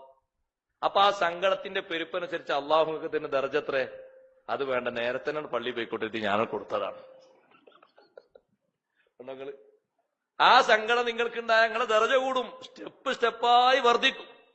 അപ്പൊ പിന്നെ എനിക്കതൊരു നിലക്ക് ഓർക്കാൻ പറ്റൂല. അപ്പൊ ഞാൻ തീരുമാനിച്ചു, നിങ്ങളങ്ങനെ ക്ഷീണിച്ച് മുടങ്ങി പോണ്ട, ബാങ്ക് കൊടുക്കുമ്പോഴേക്കനെ പള്ളിയിൽ എത്തിക്കൊണ്ടിരുത്തി ഞാനാണ് കൊടുത്തതാണ്. നിങ്ങൾ ആലോചിച്ച് നോക്ക്. അപ്പൊ ആ സങ്കടമാണ് അവന് സഹിക്കാൻ പറ്റാത്തത്. കാരണം ആ സങ്കടം കൽബിലുണ്ടാകുമ്പോ അള്ളാഹു തആല ആ കൽബിലേക്കാ നോക്കുന്നത്. എന്താപ്പാ വിശ്വാസിന്റെ സങ്കടം? ഒരു റക്കായത്ത് പോയിട്ടോ, എന്നും കിട്ടുന്നതിനൊന്നും റക്കായത്ത് പോയി, എന്തൊരു നഷ്ടം, എന്താ സംഭവിച്ചത്? അവനെങ്ങനെ അതിങ്ങനെ അലട്ടിക്കൊണ്ടിരിക്കുക. അങ്ങനെ ഉണ്ടാവും. ക്ലാസ്സിന് എല്ലാ ഞായറാഴ്ചയും 10ലേക്ക് വരുന്ന ഒരു ക്ലാസ് പോയി, അന്ന് വേണ്ടപ്പെട്ടൊരു കാരണമില്ല, അയാൾക്ക് ടെൻഷൻ തന്നെ, വല്ലാത്തൊരു ടെൻഷൻ. ഇന്ന് പോകാൻ കഴിഞ്ഞില്ല, ഇന്നിപ്പോ ആയത്തുകളെ പറ്റിയുള്ള ആ ചർച്ച കേട്ടില്ലല്ലോ, ഇത്ര ഇങ്ങനെ കൊണ്ടുവന്ന് ഒരു ക്ലാസ്സും മുടങ്ങിയില്ല. അപ്പൊ ആ ഒരു ടെൻഷൻ ആ മൂമിനായ മനുഷ്യനെ സംബന്ധിച്ചിടത്തോളം അവന്റെ കൽബിലുള്ള ടെൻഷന് 10 മടങ്ങ് അവന് കൂലി വർദ്ധിക്കുക. കാരണം നല്ലതിനാണ് ആ ടെൻഷൻ, ആ ദുഃഖം നല്ലതിനാണ്, അള്ളാഹുവിന്റെ പൊരുത്തത്തിലാണ്. അപ്പൊ ആ ഒരു പൊരുത്തമുള്ള ദുഃഖം നിങ്ങൾക്ക് ഏറി വന്നാൽ നിങ്ങൾക്ക് കിട്ടുന്ന മർത്തബൊക്കെ ഒരു കണക്കുണ്ടാവൂല. എനിക്കത് കാണാൻ പറ്റൂല. അതുകൊണ്ട് നിങ്ങൾ ഇപ്പൊ തന്നെ പോയിക്കോളി. മുആവിയ റളിയല്ലാഹു അൻഹു മനസ്സിലാക്കിയെന്നാണ്, ഇബ്ലീസും കൊടുക്കും ബാങ്ക്. ബാങ്ക് അവന്റേതുണ്ടോ? നിങ്ങൾ ആലോചിച്ച് നോക്കൂ. ഞാൻ പറഞ്ഞു വന്ന ഈ വിഷയം ഞാൻ പറഞ്ഞത് ഒരു ജമാഅത്തിന്റെ ഒരു റക്കാത്ത് പോയതിന് മഹാനവർകൾക്ക് വന്ന സങ്കടമാണെങ്കിൽ, നിസ്കാരം ഒരു വക്ത് പോയതിന് ഒരു മിനിറ്റിന്റെ ഒരു സെക്കൻഡിന്റെ സങ്കടം പോലും നമ്മളെ കൽബിലില്ലെങ്കിൽ പിന്നെ നമ്മളെന്ത് മുഅ്മിനീങ്ങളാ? ഒരു നിസ്കാരം പോയതിനെ ഒരു സെക്കൻഡ് പോലും ചിന്തിച്ചിട്ട് മനസ്സിലൊരു വിഷമം, പടച്ചോനെ മുക്കല്ലഫായതിനു ശേഷം ഞാൻ ഇത്രയും കാലം നിസ്കാരം എങ്ങനെ ആക്കി നടന്നല്ലോ, ഇനി എന്റെ ജീവിതത്തിൽ അങ്ങനെ ആക്കൂല എന്നൊരു ചിന്ത അത് വരികയാണെങ്കിൽ എത്ര ഹൈറ. ദിനേന അനുദിനം സുബൈക്ക് പ്രശ്നമില്ല, എന്നാ വാപ്പാരപ്പുറത്തുണ്ട്. ഒരു പള്ളിയിൽ പോയി വരുമ്പോ മക്കള് പല്ല് തേക്കുന്നതാ എണീറ്റിട്ട് കാണുന്നത്. ഈമാനുള്ള വാപ്പയാണെങ്കിൽ അതിന് സമ്മതിക്കൂല. എപ്പോഴാ പല്ല് തേക്കുന്നത്? 7 മണിക്കാണ്. അവനക്ക് 8 മണിക്ക് ഡ്രസ്സ് മാറ്റി ചായം കുടിച്ചു പോകണം. സുബ്ഹാനല്ലാഹ്, നിസ്കാരം ഇല്ല. ആ നിസ്കാരം ഇല്ലാതെ ബാപ്പ കെട്ടിപ്പടുത്തുയർത്ത വീട്ടിൽ കിടന്നുറങ്ങാൻ അവനെ സമ്മതിക്കൂല. പഴയകാലത്തെ ബാപ്പമാര് ആ ബാപ്പ അധ്വാനിച്ചുണ്ടാക്കിയ ഭക്ഷണം കഴിക്കാൻ സമ്മതിക്കൂല. കൊടുക്കണ്ടെന്ന് പറയും, കൊടുത്താൽ തന്നെ ഭാര്യനെ അടിക്കും. കൊടുക്കരുത് എന്ന് പറയും. അവൻ ഈ വീട്ടിൽ താമസിക്കുന്നവനാണോ എങ്കിൽ നിസ്കരിച്ചോളെന്ന് പറയും. അവരൊക്കെ തീവ്രമായ ഈമാനുള്ള ആളുകളായിരുന്നു. ഇപ്പൊ നിങ്ങൾ നോക്ക്, നമ്മളങ്ങനെ പറഞ്ഞാ മകന് ചെലവുണ്ടിരുന്ന് മുടക്കുവോ, വൈകുന്നേരം തരുന്ന പൈസ ഓന് കുറച്ചു പോകോ, പേടിയാ നമുക്ക്. ഒരിക്കലും ആ പേടിക്ക് വശംവദരാകരുത്. നിസ്കരിക്കാൻ നല്ലവണ്ണം നിർദ്ദേശിക്കണം. മക്കള് നിസ്കരിക്കുന്നവരാണെങ്കിൽ ബാക്കിയുള്ള ലെവലിലൊക്കെ അവർ ഉഷാറുണ്ടാകും. അതുകൊണ്ട് നിസ്കാരത്തിന്റെ വിഷയം പ്രത്യേകം പരിഗണിക്കണം. ഒന്നാമതായി ആ ഒരു ചോദ്യത്തിൽ കുടുങ്ങിയാൽ പിന്നെ ബാക്കിയുള്ളത് ചോദിക്കേണ്ടതില്ല. ഫയഹ്ലികു ഫീഹാ മൻ ഹലക്, ആ ചോദ്യത്തിൽ കുടുങ്ങുന്നവരൊക്കെ കുടുങ്ങും. വയൻജൂ മൻ നജാ, രക്ഷപ്പെടുന്നവര് രക്ഷപ്പെടും. അവിടെ രക്ഷപ്പെടുന്നവരിൽ അല്ലാഹു ചേർത്തി തരട്ടെ. നിങ്ങൾ നോമ്പ് ഒരു പക്ഷെ ഒഴിവാക്കിയിട്ടേ മരിച്ചു പോയാൽ നിങ്ങൾ ആ നോമ്പിനെ കണക്കാക്കിയിട്ട് ലക്ഷക്കണക്കിന് മുദ്ദ് കൊടുത്താൽ കുറച്ചെങ്കിലും പരിഹാരമാവും നിൽക്കാം. നിസ്കാരം പരിഹരിക്കൂലട്ടോ, നിസ്കാരം പരിഹരിക്കൂല. ഖളാഉള്ളവർ വീട്ടിക്കോളി. അതുകൊണ്ട് ആ സുന്നത്ത് നിസ്കാരം പോലും ഹറാമാക്കി തന്നത് ഫർളപ്പുറത്ത് ഒഴിവുണ്ടെങ്കിൽ. അത് പറയുമ്പോ റമളാനിലെ മസല പറയുമ്പോ കുറെ വിദ്വാൻമാര് പറയുന്ന തറാവി നിസ്കരിക്കണ്ടോ? നിസ്കരിക്കണ്ട. ആ തറാവിന്റെ ടൈമിൽ നിങ്ങൾ സ്വർച്ചിരിക്കാൻ പറ്റില്ല, ഫർള് നിസ്കരിക്കണം. എന്നാ തറാവിന് പോണ്ടല്ലോ. തറാവി മാത്ര സുന്നത്ത്, വിത്റില്ലേ, റവാത്തിബില്ലേ, ളുഹല്ലേ, തഹജ്ജുദില്ലേ, ആ ടൈമുകളിലൊക്കെ ഫർളാ നിർവഹിക്കേണ്ടത്. ജീവിതത്തിന്റെ അധ്വാനം പാകത്തിലുള്ള അധ്വാനം, ആക്രാന്തത്തിലുള്ള അധ്വാനമല്ല. അതുപോലെ ആക്രാന്തത്തിലുള്ള മനസ്സിലായോ? ഒരു ദിവസം പാകത്തിൽ ജീവിക്കാനുള്ള അധ്വാനത്തിൽ കിട്ടീന്, പിന്നെ ഓന് മതിയല്ല ആക്രാന്തം. അപ്പൊ ഓനോട് പറയാം, രാത്രി ഇജ്ജ് മഗ്‌രിബിന് ശേഷം വാ, 9:30 മണി ഇങ്ങനെ ഒരു പണി കൊടുത്താൽ ഓനതിന്റെ ആവശ്യമില്ല, ഇത്ര തരാം. അപ്പൊ വീണ്ടും ആക്രാന്തമായിട്ട് പിന്നെയും പോവുക. അത്യാവശ്യത്തിനുള്ള ആ പകൽ തന്നെ കിട്ടിയിട്ടുണ്ട്. പാകത്തിലുള്ള അധ്വാനം പാകത്തിലുള്ള ഉറക്കം, ഭക്ഷണം, പാകത്തിലുള്ള വിശ്രമം കഴിഞ്ഞ് ഓന് ബാക്കി സമയം മുഴുവനും നിസ്കരിക്കാൻ ചെലവാക്കണം. ഞാൻ എല്ലാവരോടും പറയട്ടെ, നിങ്ങൾ പള്ളി കമ്മിറ്റിന്റെ ആൾക്കാരായി നിലനിൽക്കുന്ന രക്ഷപ്പെടൂല, സംഘടന നേതൃസ്ഥാനത്ത് നിൽക്കുന്ന ആൾ രക്ഷപ്പെടൂല. നിസ്കാരം ഉണ്ടെങ്കിൽ അത് വീട്ടിക്കൊള്ളി, ഒരു പോയിന്റിലും പരിഗണിക്കൂല. നിസ്കാരം ഉണ്ടോ, പെരടിയിൽ കലാള് ഉണ്ടോ, വെച്ചങ്ങനെ നടക്കണ്ട. പകരം നിസ്കരിക്കാൻ മക്കൾ നിസ്കരിച്ചിട്ട് വീടൂല. നോമ്പ് നിങ്ങൾക്ക് ഏക്കറക്കണക്കിനുണ്ടെങ്കിൽ നിങ്ങൾക്ക് പോയതിനു ശേഷം അതിന്റെ കണക്കനുസരിച്ച് മക്കൾ മുദ്ദണ് കൊടുത്തു കൂട്ടിക്കോളി. ബാപ്പാന്റെ ആ പണി മുതലിന്റെ കൂട്ടിക്കാണ്. ബാപ്പാക്ക് 35-ാം വയസ്സിൽ ഒരു ഉദ്യോഗം കിട്ടിയിരുന്നു. അതിന് ശേഷം നോമ്പ് നോറ്റിട്ടില്ല, എത്ര പറഞ്ഞിട്ടും കേട്ടിട്ടില്ല. അപ്പൊ അങ്ങനെ വമ്പനായി നടക്കുന്നു. ആ 35 മുതൽ കൂട്ടി 50 വരെ 15 കൊല്ലം. മുദ്ദ് കണക്കൂട്ടി, മുദ്ദും കണക്കൂട്ടി, പിന്തിച്ചേന് കണക്കൂട്ടി, പിന്തിച്ചേന് കണക്കൂട്ടി, അത്ര കണക്കൂട്ടി ലക്ഷക്കണക്കിന് മുദ്ദണ് കൊടുത്തു കൂട്ടി. അള്ളാഹു പരിഹരിച്ചത്. നിസ്കാരം എന്ത് ചെയ്യും? നിസ്കാരം ആര് പരിഹരിക്കും? അവനവന്റെ പെരടിയിലുള്ള നിസ്കാരം ആരാൻ ഏറ്റെടുക്കോ? സക്കാത്ത് മക്കൾക്ക് വീട്ടാൻ കഴിയൂലേ? ഹജ്ജ് മക്കൾക്ക് വീട്ടാൻ കഴിയൂലേ? നിസ്കാരം സഹോദരങ്ങളെ ആര് വീട്ടും? മക്കൾ പോയി ചെയ്തു ഹജ്ജ്, പാപ്പാന്റെ ഹജ്ജ്, നിർബന്ധ ഹജ്ജ് ഉണ്ടായിരുന്നു. പാപ്പാണ് എത്ര പറഞ്ഞിട്ട് ഇപ്പൊ എനിക്ക് സമയമായിട്ടില്ല, നിങ്ങളാ വിചാരിച്ചായിരുന്നല്ലോ, എനിക്ക് സ്വത്തൊന്നും അതിന് മാത്രമല്ല ഉണ്ട്. എന്റെ മക്കൾക്കും അതിനെ കണക്കറിയാം, എല്ലാ സ്വത്തും ഉണ്ട്, ഇഷ്ടം പോലെ ഉണ്ട്. ഹജ്ജിന് പോകാൻ എത്ര ഉന്തിയാലും മുപ്പർക്കൊരു മടിയാ. കാരണം അതിന് ലക്ഷ്യങ്ങൾ കെട്ടിവെക്കണം. അതിപ്പോ വേണ്ട, ഇനി അടുത്തോളം പോവാ, പിറ്റത്തോളം പറഞ്ഞ തള്ളി അങ്ങനെ പോയതാണ്. അങ്ങനെ പോയി ആ ഹജ്ജ് ചെയ്തില്ല, മക്കള് ചെയ്തു, പകരം വീടൂലേ? സക്കാത്ത് കൊടുക്കേണ്ടതിട്ടായിരുന്നു, കൊടുത്തിട്ടില്ല, കണക്കനുസരിച്ച് കൊടുത്തു വീടൂലേ? നിസ്കാരം എന്ത് ചെയ്യും? ഇത് നമ്മൾ ചിന്തിക്കേണ്ട ഒരു വിഷയമാണ്. നിസ്കാരം ആര് വീട്ടും? അതുകൊണ്ട് അങ്ങനെ നടക്കണ്ട. പെരടിയിൽ നിസ്കാരം ഒഴിവുണ്ടെങ്കിൽ ഇറക്കി വെച്ചോളി. മുക്കല്ലഫായതിനു ശേഷം ഒഴിവാക്കാൻ ഒരു ചാൻസും ഇല്ല. മുക്കല്ലഫായതിനു ശേഷം നമ്മുടെ പെരടിയിൽ ഏതെങ്കിലും നിസ്കാരം അങ്ങനെ ഒഴിഞ്ഞു പോയിട്ടുണ്ടെങ്കിൽ നിർബന്ധ ബുദ്ധിയാ നമ്മളത് വീട്ടിക്കൊള്ളണം. അതാണ് അതിന് ഒന്നാമത്തെ ചോദ്യമാക്കി വെച്ചതന്നെ അതാണ്. കാരണം മിക്ക ആൾക്കാരും അതിൽ പോവും. ഒന്നാമത്തെ ചോദ്യം വേറെ ഏതെങ്കിലും ആണെങ്കിൽ ആൾക്കാർ മുന്നോട്ട് കൂലേ?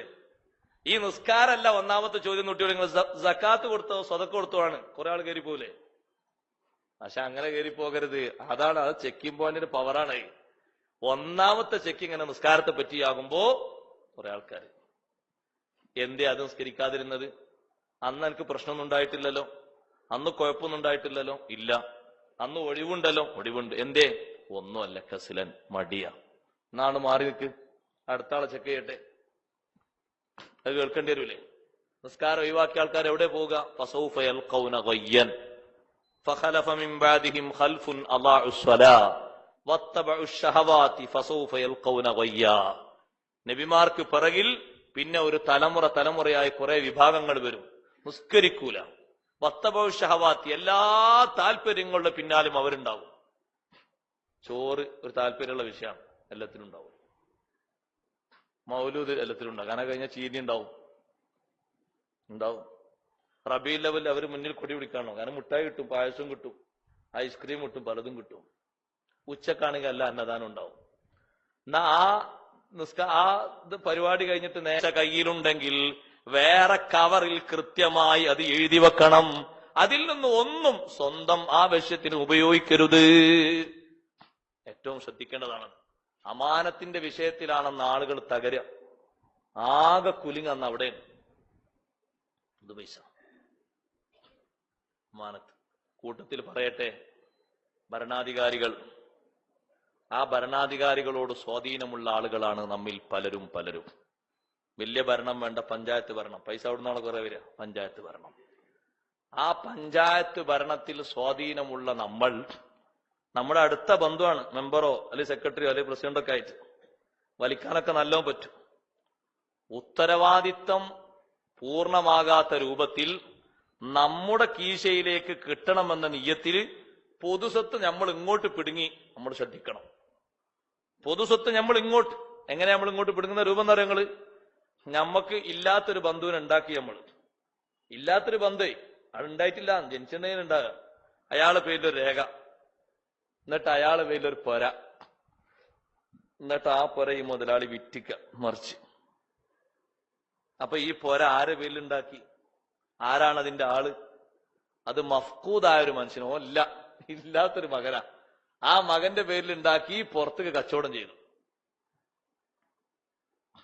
കൃഷിയിലൊക്കെ നാശം സംഭവിച്ചാലേ ഉള്ളതേ പറയാവൂ, ഇല്ലാത്തത് പറഞ്ഞിട്ട് പൈസ വാങ്ങാൻ പാടില്ല. 4 വായ വീണ 40 വായ വീണുകളെന്ന് എഴുതി കൊടുക്കരുത്. 4 വായ വീണാലേ 4 വീണിട്ടുള്ളൂ എന്ന് പറയണം. പൈസ കണ്ടിട്ട് പൊതു പൈസയാണത്, പൊതു സ്വത്താണത്. എളാപ്പാന്റെ മുതലല്ല, പൊതു സ്വത്താ. 40 വായ വീണ് എന്ന് പറഞ്ഞ് കുറച്ച് വായനയും കൂടി റുക്കുവിലും സുജൂദിലാക്കിയിട്ട് പോയി വാങ്ങാൻ പാടില്ല. അത് ശരിക്കും നമ്മൾ ആലോചിക്കണം, ശരിക്കും ശ്രദ്ധിക്കണം. പൊതു സ്വത്തായിട്ട് കിട്ടുന്നതിൽ നിങ്ങൾക്ക് ആരോഗ്യത്തിന് സർക്കാർ ഒരു പദ്ധതി ആവിഷ്കരിച്ചിട്ട് നിങ്ങൾക്കതിൽ പങ്കുണ്ടെങ്കിലേ വാങ്ങാവൂ, ഇല്ലെങ്കിൽ വാങ്ങരുത്. ആരോഗ്യ ഇൻഷുറൻസ് പദ്ധതി. ഇയാളെ 4 തലമുറക്ക് ജീവിക്കാൻ മാത്രം സ്വത്തുണ്ട്, അയാൾ പിന്നെ ആ കാർഡിന് വരിക്കാണ്. ഏതാണ് ഇപ്പൊ ഈ കിട്ടുന്നത്? പൊതു സ്വത്തല്ലേ, അമാനത്തല്ലേ. അമാനത്ത് നീ എന്തിനു വാങ്ങി? അർഹതല്ലാതെ. നിങ്ങൾ ഓരോരുത്തരുടെയും കയ്യിലുള്ള കാർഡുകൾ അവനവന് അർഹതപ്പെട്ട കാർഡുകൾ അല്ലെങ്കിൽ മടക്കി കൊടുക്കേണ്ടതാകുന്നു. APL-ഉം BPL-ഉം സാധുക്കളത് BPL അല്ലേ? മുതലാളിമാരെത്താണ് ആ കാർഡുള്ളത്. അത് ഞങ്ങളോട് പറയട്ടെ, നിങ്ങൾക്ക് അതിന് അർഹത അല്ലെങ്കിൽ നിങ്ങൾ തിരിച്ചു കൊടുക്കണം. അള്ള തന്ന നിയമത്ത് മൂടി വെക്കാൻ പാടില്ല. അള്ള തന്ന ഏക്കറക്കണക്ക് തന്നിട്ടുണ്ടല്ല. അതെന്തിനാ? അത് നിങ്ങൾ പോയിന്റെ ശേഷം നമ്മുടെ കുലാബി അച്ചാളുള്ളതല്ല, അന്തസ്സിൽ ജീവിക്കാനുള്ളതാ, ആത്മാഭിമാനത്തിൽ ജീവിക്കാനുള്ളതാണ് അള്ളാഹു തന്നത്. അതൊരു ഭാഗത്ത് തടഞ്ഞു വെച്ചിട്ട് കിട്ടുന്നൊക്കെ ഇങ്ങോട്ട് പോരട്ടെ. നിങ്ങൾ BPL. ഞാനൊക്കെ ഈ നാട്ടിലെ പരമസാധുവാ. മുമ്പ് അങ്ങനെ കാർഡ് പുതുക്കാൻ പോയപ്പോ ആ നാട്ടിലെ വലിയൊരു മുതലാളി, അയാൾ വയസ്സേക്കണം, വലിയ മുതലാളി, അയാൾ കാത്തുക്കുണ്ടായിരുന്നു. അപ്പൊ ആചാര്യ നിങ്ങൾ എന്തിനാ നിക്കണ്? ഞാൻ ഈ കാർഡ് ഒന്ന് പുതുക്കിയിട്ട് BPL ഒന്ന് കിട്ടാൻ വേണ്ടി നിൽക്കുക. എന്നാ നിങ്ങൾ വാങ്ങിക്കോളി, നമ്മൾ ശല്യം ചെയ്തില്ല, നമ്മൾ പോവാ. നിങ്ങൾക്ക് തന്നെ അത് വേണമെങ്കിൽ പിന്നെ നമ്മളെന്തിനു നിൽക്കുക? നിങ്ങൾ ആലോചിച്ചു നോക്കൂ. ഇത് പരമ്പരാഗതമായിട്ട് വിട്ടുകൊടുക്കാൻ തയ്യാറില്ലാതെ അതിൽ തന്നെ നിന്നുകൂടുന്നവരും ഉദ്യോഗസ്ഥരുടെ കീശയിൽ പൈസ ഇട്ടിട്ട് അതിൽ തന്നെ ഉറച്ചു നിൽക്കുന്നവരുണ്ട്. നമ്മൾ മനസ്സിലാക്കണം. രണ്ടാമത്തെ ചോദ്യം അമാനത്തിനെ പറ്റിയാണ്, പൊതുസ്വത്തിനെ പറ്റിയാണ്. ആ പൊതുസ്വത്ത് നിങ്ങൾ എങ്ങനെ വാങ്ങി, നിങ്ങൾ എങ്ങനെ വഞ്ചന നടത്തി? അള്ളാഹു ചോദിക്കും. വാങ്ങാൻ പാടില്ല. അവകാശമല്ലാത്ത വാങ്ങാൻ പാടില്ല, അവകാശമുള്ളതേ വാങ്ങാവൂ. നമ്മളെ കുടുംബക്കാരനാണ്, പഞ്ചായത്ത് മെമ്പർ എഴുതിയിട്ട് കിട്ടുന്ന മുഴുവൻ കമ്മീഷൻ കണ്ട് വാങ്ങാം. അർഹത ഉണ്ടെങ്കിലല്ലേ വാങ്ങല്, യോഗ്യത ഉണ്ടെങ്കിലല്ലേ വാങ്ങല്, അല്ലേ വാങ്ങാൻ പറ്റൂ? വാങ്ങാൻ പറ്റില്ല. ഒരു സ്ഥലത്തേക്ക് മാത്രം വെക്കണ്ട, മുഴുവൻ സ്ഥലങ്ങളിലേക്ക് കൂട്ടിക്കോളൂ. അപ്പൊ നിശ്ചിത ഷർത്തുകളുമായി ബന്ധപ്പെട്ടിട്ടാണ് പഴയ വാക്ഫീങ്ങൾ വഖഫ് വെച്ചിരിക്കുന്നത്.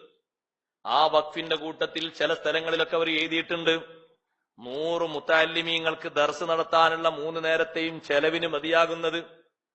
അത് ഇവിടെ 100 കുട്ടികളുടെ ദർസില്ലെങ്കിൽ 20 ബാക്കിയുള്ളത് അപ്പുറത്തേക്കും ഇപ്പുറത്തേക്കും നീക്കണം. നീക്കൂല. എന്തേ നീക്കാത്ത? ഓല് പഠിച്ചതൊന്നും കിതാബല്ല, ഓല് ഓതി പഠിച്ച കിതാബല്ല. കിതാബ് ഓതി പഠിച്ചിന് ഇവിടെ ഇങ്ങനെ ഓതി പഠിച്ചോളൂ. കൊടുക്കൂല. എന്താ കൊടുക്കാത്ത? കൊടുക്കൂലെന്ന് സാഠ്യം തന്നെ. ഓരോട് സാഠ്യം ചെയ്ത് നിന്നോട്ടെ, അള്ളാഹുലോട് ചോദിക്കൂലേ? എന്താ കൊടുക്കാത്തത്? ഒന്നുമില്ല. തുറന്നങ്ങോട്ട് പറഞ്ഞാല് അവിടെയുള്ള ദർസേ അത് ചില ആൾ ഏപ്പിക്കാരുടെ ദർശാണ്, അത് ദർശല്ല പറഞ്ഞു. ഏപ്പിക്കാരുടെ ദർശനും ഈക്കക്കാരുടെ ദർശനും ഫത്തുൽമീൻ തന്നെയല്ലേ ഓതുന്നത്, അൽഫിനല്ലേ അവിടെ ഓതുന്നത്, മുത്തഅല്ലിമീങ്ങളല്ലേ അവിടെ ഉള്ളത്. ഈ ഒരു മനസ്ഥിതി വെച്ചാ പോരെ. പക്ഷേ ചില മുത്തവല്ലിമാർ ഓലൊക്കെ മരിച്ചാൻ ആൾക്കാർ ഇതായിരിക്കും, ഒരു മരിച്ചില്ല, ഓലിങ്ങനെ പോവും. അത് അങ്ങോട്ടും കൊടുക്കൂല അങ്ങോട്ടും കൊടുക്കൂല. പൊതുസ്വത്ത് കയ്യിൽ കൈകാര്യം ചെയ്യാം. അങ്ങനെ പൊതുസ്വത്ത് നമ്മൾ തിന്നാനോ അർഹതപ്പെടാത്ത രൂപത്തിൽ ചെലവഴിക്കാനോ ഉള്ളതല്ല. അതതിന്റെ ഉദ്ദേശങ്ങളിൽ തന്നെ ചെലവഴിക്കണം, മാറ്റാൻ പറ്റൂല. ചില സ്ഥലത്തൊക്കെ പോയി നോക്ക് നിങ്ങൾ, ഖുർആൻ ഖത്മു തീർക്കുന്നവർക്ക് പഴയകാലത്തെ ഉമ്മാമമാര് ഏക്കറക്കണക്കിന് തെങ്ങിൻ തോപ്പ് വഖഫ് ചെയ്ത് വെച്ചിരിക്കുകയാണ്. എന്താണ് അവിടുത്തെ പാരമ്പര്യം എന്നറിയോ? ഖുർആൻ മാസം മാസം ഒരു ഖത്മു തീർക്കുന്ന 4-5 ആളുകളെ ചുമതലപ്പെടുത്തും. ഓരോ മാസവും ഒരു ഖത്മു തീർക്കും. ഖത്മു തീർത്തിട്ട് ഈ കിട്ടുന്ന സ്വത്തിന്റെ വരുമാനത്തിൽ നിന്ന് ഓരോരുത്തർക്കും ഓരോ ശതമാനം കൊടുക്കും. അത് പഴയ കാലത്തെ വല്യമ്മമാർ ഓലെ ഖബറിലേക്ക് വെച്ചതാണ്. ഇത്രയും കുട്ടികൾക്ക് ദർസ് വേണമെന്ന് വെച്ചിന്ന് അത് ഇത്ര ചുരുങ്ങിയാൽ എങ്ങനെ കിട്ടുമോ? നിങ്ങൾ ആലോചിച്ച് നോക്കൂ. ഇനി അതല്ല പരിപാടി, വരുമാനം കൂടുതലുണ്ടെങ്കിൽ അത് പള്ളിക്ക് വേണ്ടി അല്ലെങ്കിൽ അവിടെ പള്ളി പരിപാലനത്തിന് വേണ്ടി ഉപയോഗിക്കേണ്ട പകരം ഇപ്പൊ കുറെ ഏർപ്പാട് തുടങ്ങിയാണ്. ഇപ്പൊ പള്ളിന്റെ മതിലിന് മുഴുവനും ലൈറ്റ് ഉണ്ടാക്കുക, പള്ളിന്റെ മതിലിന് മുഴുവനും ലൈറ്റ് കൊടുക്കുക, കൊട്ടാരം പോലെ. പള്ളിക്ക് ഇപ്പൊ മതിൽ എത്രയുള്ളത്? 1 കിലോമീറ്റർ ചുറ്റുള്ള മതിലുണ്ടെങ്കിൽ 1 കിലോമീറ്റർ ഓരോ പോയിന്റിലും ബൾബ്. അതെന്താ? ഇവിടെ പൈസ മിച്ചണ്ടേ. ആ പൈസ മിച്ചുണ്ടെങ്കിൽ ആ നാട്ടിൽ മിസ്കിന്മാരുണ്ട്, ഫക്കീറന്മാരുണ്ട്, ഓൽക്കാർക്ക് അത് കൊടുക്കാൻ പറ്റൂല, അത് കൊടുത്താൽ ഓലൊക്കെ വലുതായി പോലെ, പിന്നെ ഓലൊന്നും ഇവിടെ നിൽക്കണ്ടേ, അത് പള്ളിക്കൊമ്പോട്ട്. പള്ളിയിലേക്കുള്ള ആ വഴി നന്നാക്കുക. അവിടൊക്കെ ലൈറ്റ്, അവിടെ അലങ്കാരം, ഭയങ്കര സംഭവം. അത്യാവശ്യ പരിമിതി സൗകര്യങ്ങളൊക്കെ വേണം, അതിന് തന്നെ ഉപയോഗിക്കണം. അപ്പൊ ആ പൈസ കൊണ്ട് എന്താ ചെയ്യേണ്ടതെന്ന് അറിയാത്തതുകൊണ്ട് ചെയ്യേണ്ട ഒരു പരിപാടിയാണ്.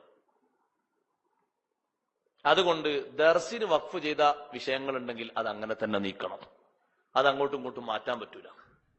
പള്ളിക്ക് വഖഫ് ചെയ്തിട്ടുണ്ടെങ്കിൽ അത് ആ രൂപത്തിൽ തന്നെ ചെലവഴിക്കണം. പൊതു സ്വത്ത്, നമ്മളെ കയ്യിൽ ഏൽപ്പിക്കുന്ന പൊതു സ്വത്തിൽ നിന്ന് ഒരു അളവ് പോലും, ഒരു ഇഞ്ച് പോലും അങ്ങോട്ടും ഇങ്ങോട്ടും മാറ്റാൻ പാടില്ല. നിങ്ങൾ ആലോചിച്ച് നോക്കൂ, പൊതു സ്വത്തിന്റെ ഗൗരവം എത്ര വലുതാണ്. ബഹുമാനപ്പെട്ട റസൂലുള്ളാഹി സ്വല്ലല്ലാഹു അലൈഹി വസല്ലം നിങ്ങൾക്ക് ഖിദ്മത്ത് ചെയ്തിരുന്ന ഒരു ചെറുപ്പക്കാരനാണ് മിദ്അം, യുഖാൽ ലഹു മിദ്അം. മിദ്അം എന്ന് പറയുന്ന ചെറുപ്പക്കാരൻ, ആ ചെറുപ്പക്കാരൻ ഖൈബർ യുദ്ധം കഴിഞ്ഞിങ്ങനെ വന്ന് ഒരു പോയിന്റിൽ നബിതങ്ങൾ വാഹനം നിർത്തി, എല്ലാവരും വാഹനങ്ങളൊക്കെ നിർത്തി. നബിതങ്ങളെ വാഹനത്തിലുള്ള ഒട്ടകക്കട്ടിൽ തായോട്ടിങ്ങനെ ഇറക്കി വെക്കുമ്പോ ഒരമ്പ് വന്ന് ശരീരത്തിൽ അങ്ങ് തറച്ചു. ശത്രുപക്ഷത്തുനിന്ന് വന്ന അമ്പ. ആ അമ്പ് തുളച്ചു കയറി ഈ ചെറുപ്പക്കാരൻ പെടപെടഞ്ഞ് മരിച്ചു. മരിച്ചപ്പോ സ്വഹാബത്തൊക്കെ വന്നിട്ട് പറഞ്ഞു, ഹനി അല്ലക ബിശ്ശഹാദാ, നിനക്ക് സന്തോഷം പകരട്ടെ, നബിതങ്ങളെ ഖാദിമായിരിക്കെ രക്തസാക്ഷിയായി മരിക്കാൻ കഴിഞ്ഞല്ലോ. നബിതങ്ങൾ പറഞ്ഞു, ആ പരിപാടി, ആ പറച്ചിലവിടെ നിർത്തി എന്ന് പറഞ്ഞു. ആ പറയണവിടെ നിർത്തിയാൽ നിങ്ങൾക്ക് കാര്യങ്ങളൊന്നും അത്ര കൂടുതൽ തിരിയില്ലല്ലോ, അവിടെ നിർത്തി. ഇന്ന ശംലത്തല്ലത്തി അഖദ മിൻ ഖൈബർ, ഖൈബറിന്റെ പൊതുസ്വത്തിൽ നിന്ന് അയാൾ ഒരു പുതപ്പ് കട്ടെടുത്ത് വെച്ചിട്ടുണ്ട്. ലതസ്തഇലു അലൈഹി നാറ, അയാളെ മേൽ ആ പുതപ്പ് തീജ്വാലകൾ സൃഷ്ടിക്കുന്നുണ്ട്. ആരാണ് ഇപ്പൊ ഈ ചെറുപ്പക്കാരൻ? നബിതങ്ങളെ ഖിദ്മത്ത് ചെയ്തുകൊണ്ടിരിക്കുമ്പോഴല്ലേ മരണപ്പെട്ടു പോയത്. എന്നിട്ട് പൊതുസ്വത്ത് നൊയ്വുണ്ടോ? അതിലും വലിയ സ്ഥാനം പറയാൻ ആരാ അവിടെ ഉള്ളത്? അതുകൊണ്ട് പറഞ്ഞേക്കാം, നിങ്ങൾ 5 കൊല്ലം സെക്രട്ടറി ആയെങ്കിൽ, 10 കൊല്ലം സെക്രട്ടറി ആയെങ്കിൽ, 9 കൊല്ലം ഖജാൻജി ആയെങ്കിൽ, 10 രൂപയുടെ ഒരു പൈസ നിങ്ങൾ കൈപ്പറ്റിയിട്ടുണ്ടെങ്കിൽ അവിഹിതമായി തിരിച്ചു കൊടുത്തേക്കണം. പൊതുജനത്തോട് മാപ്പ് പറഞ്ഞേക്കണം. അല്ലാഹു തആല ചോദിക്കുന്ന 2ാമത്തെ ചോദ്യം അൽ അമാന, ഉത്തരവാദിത്തങ്ങളെ പറ്റിയാണ്. ആ ഉത്തരവാദിത്തങ്ങൾ ഭംഗിയായി നിർവഹിക്കണം, അതിൽ ഇളവ് പാടില്ല. 3ാമത്തെ ചോദ്യം ഫയഹ്ലികു ഫീഹാ മൻ ഹലക്, കുടുങ്ങുന്നവരൊക്കെ അതിൽ കുടുങ്ങും. പൊതുസ്വത്തിനെ പറ്റി മഹാന്മാർക്ക് ബോധ്യമുള്ള പോലെ നമുക്ക് ബോധ്യം വേണ്ടേ? നട്ടുച്ച സമയത്ത് ചില ആൾക്കാരോടൊക്കെ ഞാൻ പറയട്ടെ, പള്ളി പരിഷ്കരണങ്ങൾ നടത്തുന്നവരോട് ഞാൻ പറയട്ടെ, പള്ളി പരിഷ്കരണങ്ങൾ നടത്തുന്ന ആൾക്കാർ പരിഷ്കരിക്കുന്നതിന് കുഴപ്പമൊന്നുമില്ല, പക്ഷെ പഴയ ഉപകരണങ്ങളൊക്കെ പള്ളിയിൽ വഖഫായണമെന്നില്ല, പള്ളിൻ്റെതാണ്, അതിനെ അങ്ങനെ തന്നെ ഉപയോഗിക്കാൻ പറ്റുള്ളൂ. അപ്പൊ പരിഷ്കരണങ്ങൾ നടത്തുമ്പോ പഴയ വാതിൽ, പഴയ ജനതിൽ ഇപ്പുറത്തുണ്ടെങ്കിൽ 10 രൂപയൊക്കെ വിൽക്കണ്ട, അത് പറ്റൂല. അത് പള്ളിക്ക് തന്നെ വേറെ ഏതെങ്കിലും രൂപത്തിലോ ഭാവത്തിലോ ഉപയോഗിക്കണം. ഒന്നെങ്കിൽ ആ വാതിൽ കട്ടിലെടുത്തിട്ട് മുത്തഅല്ലിമീങ്ങൾക്കൊരു മേശ, പള്ളിയിൽ ഓതുന്ന ആൾക്കാർക്ക് ഒരു കിതാബ് വെക്കാൻ വേണ്ടിയിട്ട്, അല്ലെങ്കിൽ ആ പള്ളിയിൽ തന്നെ സാധനങ്ങളൊക്കെ സൂക്ഷിക്കാൻ വേണ്ടി ഒരു മേശ അതുകൊണ്ട് ഉണ്ടാക്കുക, അതൊക്കെ പറ്റും. അത് പുറത്തേക്ക് അത് അവിടെ കിടന്നിട്ട് കുറെ കാലം അങ്ങനെ കിടന്നിട്ട് ആർക്കും ഉപയോഗിക്കാൻ ഒന്നും പറ്റാത്തൊരവസ്ഥയിൽ അങ്ങനെ ആയി. അങ്ങനെ അന്നോട്ട് നിങ്ങൾക്ക് എന്താ? നിങ്ങളതല്ലല്ലോ പള്ളിന്റെ അല്ലേ? ഓട് പള്ളിന്റെ അല്ലേ? ആ ഓട് വേറെ പള്ളിക്ക് കൊടുക്കണം. വേറെ പൊരന്റെ മേലെ വിരിക്കാൻ ഓട് കൊടുക്കാൻ പറ്റൂല, അതേ രൂപത്തിൽ കൊടുക്കണം. പള്ളിന്റെതാണ്, പള്ളിന്റെ ഉപകരണം. അങ്ങനെ ഇവിടുന്ന് ഒരു ഫാന് മാറ്റി വെച്ചു, പുറത്തുകൊണ്ടേ വെക്കാൻ പറ്റില്ല, പുറത്തുകൊണ്ടേ നന്നാക്കി തിരിച്ചു കൊണ്ടുവരാം. വേറെ ഫാനാ വെക്കണത്, മാറ്റി വേറെ ഫാന് വെച്ചു. ആ ഫാന് പള്ളിയിൽ വേറെ ഏതെങ്കിലും ഉപയോഗിക്കണം, അല്ലെങ്കിൽ വേറെ പള്ളി കൊടുക്കണം. അത് ശ്രദ്ധയില്ലാതെ അതിലും കാര്യങ്ങൾ അങ്ങോട്ടും ഇങ്ങോട്ടും മാറാൻ പാടില്ല. നമ്മളതൊക്കെ പൊതുമുതലാണ്, അതൊക്കെ അതിന്റെ രൂപത്തിലും ഭാവത്തിലും തന്നെ ചെയ്യണം. നിങ്ങൾ ആലോചിച്ച് നോക്കൂ, ബഹുമാനപ്പെട്ട ഉസ്മാൻ ബിൻ അഫ്ഫാൻ റളിയല്ലാഹു അൻഹു നട്ടുച്ച സമയത്ത്, ഭയങ്കര ചൂടുള്ള സമയത്ത് ഉസ്മാൻ റളിയല്ലാഹു അൻഹു വീട്ടിൽ നിൽക്കുമ്പോ അടിമയോട് പറഞ്ഞു, മോനെ, അവിടെ നല്ല ഈ ഉഷ്ണ സമയത്ത് ആരാ ദൂരത്തുനിന്ന് ഒരു ഒട്ടകത്തെയും തെളിച്ച് 2 ഒട്ടകങ്ങളെയും തെളിച്ച് ആരോ വരുന്നുണ്ടല്ലോ. ഉസ്മാൻ റളിയല്ലാഹു അൻഹു ഒന്ന് കതക് തുറന്നിട്ട് ഇങ്ങനെ പുറത്തേക്ക് നോക്കിയപ്പോഴേക്ക് ചൂടുള്ള ആവി ഇങ്ങോട്ട് അടിച്ച് വീശിയിട്ട് മഹാനവർകൾ വേഗം കതകടച്ചു, അത്രയും ചൂടാ. അപ്പൊ ഇങ്ങനെ നോക്കുമ്പോ കുറെ ദൂരത്തുനിന്ന് 2 ഒട്ടകങ്ങളെ തെളിച്ച് ആരോന്ന് വരുന്നുണ്ട്. ഒരു കുട്ടി പുറത്തൊക്കെ ഇറങ്ങൂല, അത്രയും ചൂടുള്ള സമയാ. ഈ സമയത്ത് പാരാ ഒട്ടകങ്ങളെ തെളിക്കാൻ പോയത്. അങ്ങനെ അടുത്തടുത്ത് വന്നു നോക്കുമ്പോ ആ അടിമയോട് പറഞ്ഞു, ഉന്നുർ മൻ ഹാദാ, അതാരാണെന്ന് നോക്കൂ. അടിമ പറയുന്നു, ഞാൻ നോക്കി, ഫഖുൽതു ഞാൻ പറഞ്ഞു അറാ റജുലൻ മുഅ്തമ്മൻ ബിരിദാഇഹി, തലയെക്കെട്ട് കെട്ടിയ ഒരാളെ ഞാൻ കാണുന്നുണ്ട്. ആളെ രൂപം വ്യക്തമായി തിരിയുന്നില്ല, പക്ഷെ അയാളെ തലയിൽ തലപ്പാവുണ്ട്. ഒട്ടകത്തെ തെളിച്ചു കൊണ്ടുവരികയാണ്. 2 ഒട്ടകങ്ങളുണ്ട്. ആ മനുഷ്യൻ അടുത്തു വന്നു. ഞാൻ നോക്കുന്ന നേരത്ത് ഫൈദാ ഉമർ ഇബ്നുൽ ഖത്താബ്. അപ്പത് ഉമർ ഇബ്നുൽ ഖത്താബ് റളിയല്ലാഹു അൻഹു ആണ്. അമാനത്തിനെ പറ്റിയുള്ള ബോധം നമുക്ക് വേണം.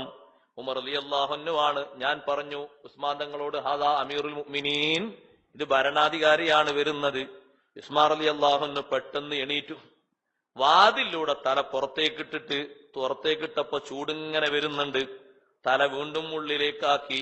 അങ്ങനെ പിന്നെ നേർക്കുനേരെ കാണുന്ന പരുവത്തിൽ പുറത്തേക്കാക്കാതെ തല ഇങ്ങനെ പിടിച്ചിട്ട് ചോദിച്ചു, മാ അഖ്റജക ഹാദിഹി സഅ, ഈ ചുട്ടുപൊള്ളുന്ന വെയിൽ കൊണ്ട് ജനങ്ങളാരും പുറത്തേക്കിറങ്ങാത്ത സമയത്തും അല്ല അമീറുൽ മുഅ്മിനീൻ, നിങ്ങളെ വീട്ടിൽ നിന്ന് പുറത്താക്കിയ കാര്യം എന്താണ്? നിങ്ങൾ എന്തിനാണ് ഈ നേരം പുറപ്പെട്ടത്?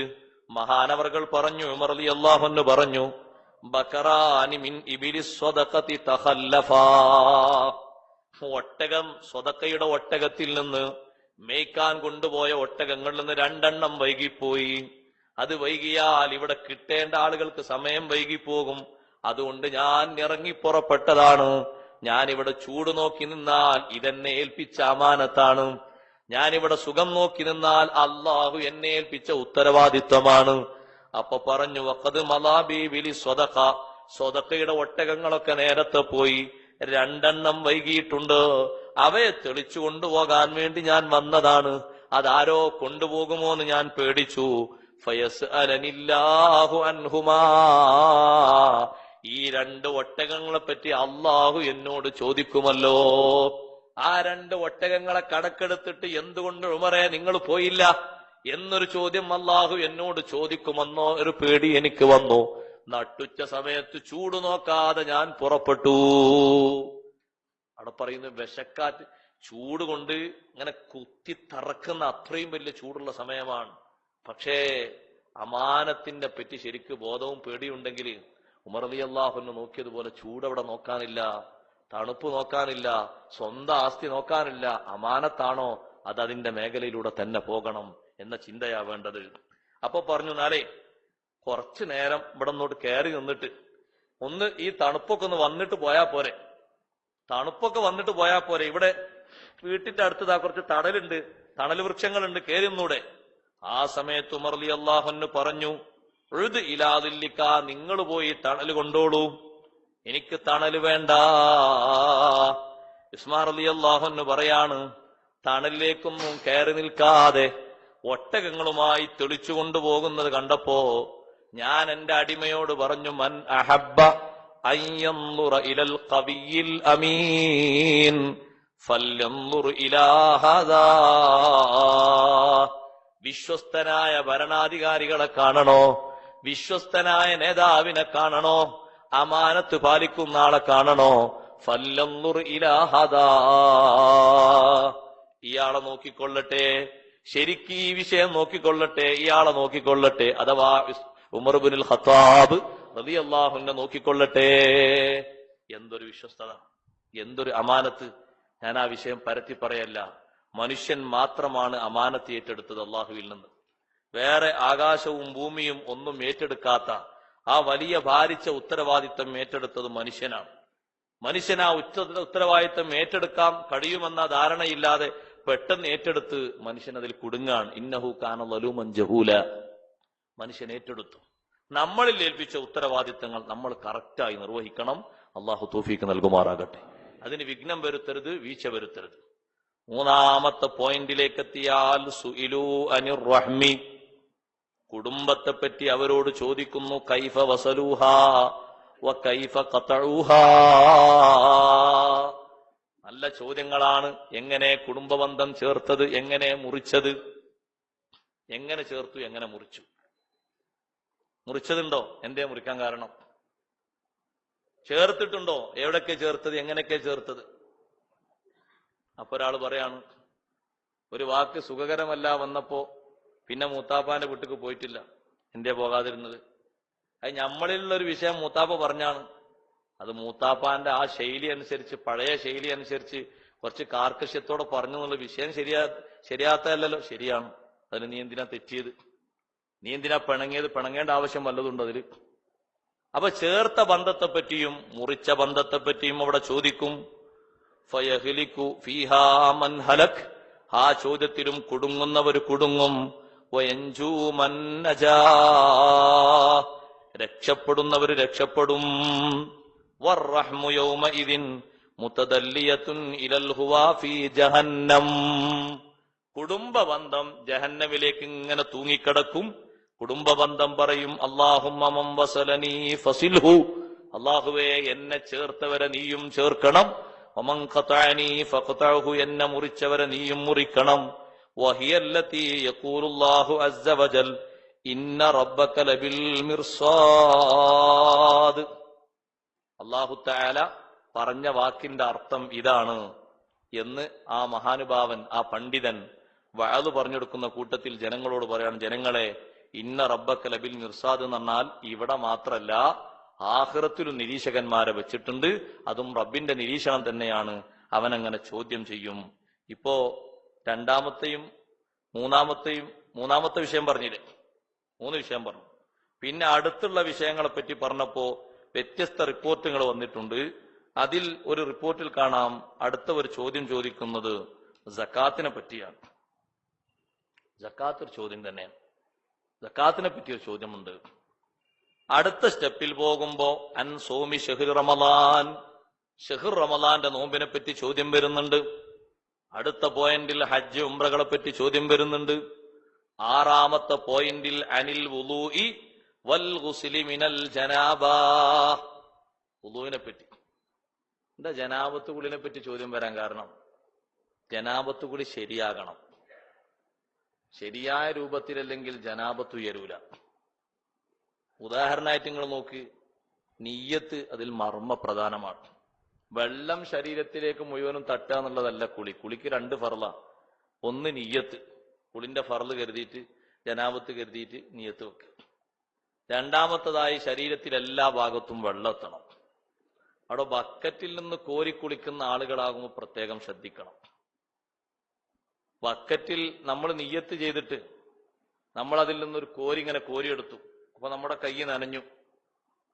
അപ്പൊ കുളിക്കാണ്, കുളിന്റെ ഇപ്പൊ ഈ ഭാഗം നനഞ്ഞു എന്ന് കൂട്ടിക്കോളും. എന്നാൽ അടുത്ത കൈയിട്ടിട്ട് ആ ഭാഗം ഇനി വെള്ളത്തിലേക്ക് തട്ടുന്നതിന്റെ മുമ്പ് ഇഗ്തിറാഫിന്റെ നിയ്യത്ത് വെക്കണം. കോരിയെടുക്കുന്നു എന്ന് കരുതണം. കരുതിയിട്ടില്ലെങ്കിൽ ആ വെള്ളം എന്തായി? മുസ്താമലായി. ആ മുസ്താമലായ വെള്ളം കൊണ്ട് കുളിച്ചാൽ ബാക്കിയുള്ള ഭാഗത്തുള്ള ജനാബത്ത് ഉയരൂല. ഇപ്പൊ ആദ്യം കൈയിട്ടിട്ട് തന്നെ ഒരു മുക്കി, ആ മുക്കിയപ്പോ ഈ കൈ ഇതിലായി. അപ്പൊ ഫസ്റ്റ് കൈയാകാണ്. അവിടെ ആ ഭാഗത്ത് നിർബന്ധം ശരിക്കിപ്പോ വീടി. അപ്പൊ അങ്ങനെ ഒരു കോപ്പ് എടുത്തിട്ട് തലയിലേക്ക് ഇങ്ങനെ ഒഴിച്ചു. അപ്പൊ തലന്റെ ജനാബത്ത് ഉയർന്ന ഏകദേശം തട്ടിയെടുത്തൊക്കെ. രണ്ടാമതും ആ കൈ വെച്ച് ഈ നനഞ്ഞ ഭാഗം അതിലേക്ക് തട്ടുന്നതിന്റെ മുമ്പ് ഇഗ്തിറാഫിന്റെ നിയ്യത്ത് വെക്കണം. അതേതാണോ ഭാഗം അതിലേക്ക് സ്പർശിക്കുന്ന ആ ഭാഗം കോരിയെടുക്കാന്ന് കരുതണം. ഷവറിൽ നിന്ന് കുളിക്കുമ്പോ പിന്നെ ആ പ്രശ്നം വരൂല. അതങ്ങനെയാണ് കൊണ്ടാ മതി, നിയത്തിച്ചിട്ട് അങ്ങനെ കൊണ്ടാ മതി, എല്ലാ ഭാഗത്തും ആയിക്കോളും. ബക്കറ്റിൽ നിന്ന് കോരിയെടുക്കുമ്പോ പ്രത്യേകം ശ്രദ്ധിക്കണം. ജനാബത്തിന്റെ കുളിക്കുന്ന ആളുകളൊക്കെ ജനാബത്ത് ഉയരാതെ ആകരുത്. ഉളു എടുക്കുമ്പോൾ അങ്ങനെ തന്നെ ബക്കറ്റിൽ നിന്ന് കോരി ഉളു എടുക്കുമ്പോ മുഖം ആണല്ലോ ആദ്യത്തെ ഫർള്. മുഖം ഒരു പ്രാവശ്യം കഴുകി രണ്ടാമത്തെ പ്രാവശ്യം, അതാ 2ാം തവണ കൈയിടുമ്പോ ആ കൈയിലേക്ക് തട്ടുന്നതിന്റെ മുമ്പ് കോരിയെടുക്കുന്ന നിയ്യത്ത് ചെയ്യണം. ചെയ്തിട്ടില്ലെങ്കിൽ ആ 2ാമത്തെ കയ്യിലേക്ക് നിയ്യത്ത് ചെയ്യാതെ വെച്ചോ, ആ വെള്ളം മുസ്താമലായി. പിന്നെ അത് ഉളൂവിന് പറ്റൂലെന്നേ ഉള്ളൂ. ബാക്കിയുള്ള ഭാഗങ്ങൾ കേൾക്കാനേ പറ്റൂല. പിന്നെ എന്തിനാ പറ്റുക? അത് വേറെ എന്തിനും കാര്യത്തിന് ചെരുപ്പാക്കാൻ പറ്റും. അവിടെ അപ്പുറത്ത് വേറെ ഒഴിക്കാനതിനൊക്കെ പറ്റും. പിന്നെ വേറെ വെള്ളം എടുക്കണം എന്നാണ് ആ പറഞ്ഞതിന്റെ അർത്ഥം. അപ്പൊ അത് ശ്രദ്ധിക്കണം, സൂക്ഷിക്കണം. ഉളൂവിനെ പറ്റി ചോദ്യം എന്ന് പറഞ്ഞാൽ, ഉളൂ എന്ന് പറഞ്ഞാൽ വലിയൊരു വിഷയം തന്നെയാണ്. ഉളു എടുക്കുന്ന ഉളുവൊക്കെ ശരിക്ക് കണ്ടീഷൻ ആകണം. മുഖം കഴുകുക എന്ന് പറയുമ്പോൾ നിങ്ങൾ നോക്ക്, മുഖത്തിൽ നിന്ന് മുഖം കഴുകിയെന്ന് പരിഗണിക്കണമെങ്കിൽ തന്നെ തലയിൽ നിന്ന് കുറച്ച് ഭാഗം ഇങ്ങനെ ഇറക്കി കഴുകണം. കാരണം നെറ്റിയാണല്ലോ ഒരു പോയിന്റ് പറഞ്ഞത്. നെറ്റിയിൽ നിന്ന് മുടി മുളക്കുന്ന സ്ഥലം മുതൽ താടിയല്ല് വരെ. താടിയല്ല് കഴുകി എന്ന് പറയണമെങ്കിൽ കുറച്ചുകൂടി ഇങ്ങോട്ട് കഴുകണം. തലയുടെ ഈ നെറ്റിയുടെ ഈ ഭാഗം കഴുകി എന്ന് പറഞ്ഞെങ്കിൽ കുറച്ചുകൂടി മേലെന്ന് കഴുകണം. അപ്പോഴേ ഇത് ഉറപ്പാവുള്ളൂ. മുട്ട് കറക്റ്റ് ഇങ്ങനെ വെച്ച് തേമ്പിയാ പോരാ, മുട്ടിന്റെ കുറച്ചുകൂടി ഇങ്ങോട്ട് കഴുകണം. ഇവിടെ ഇങ്ങനെ വെള്ളം കൊണ്ടൊന്നും ഇങ്ങനെ വരച്ചാ പോരാ. ശരിക്ക് വെള്ളം ഒലിപ്പിക്കണം. ഷർത്തായ ഷർത്തുകളൊക്കെ പാലിച്ച് ഉളു എടുക്കണം. ഷർത്ത് പാലിക്കാതുള്ള ഉളു ആവൂല.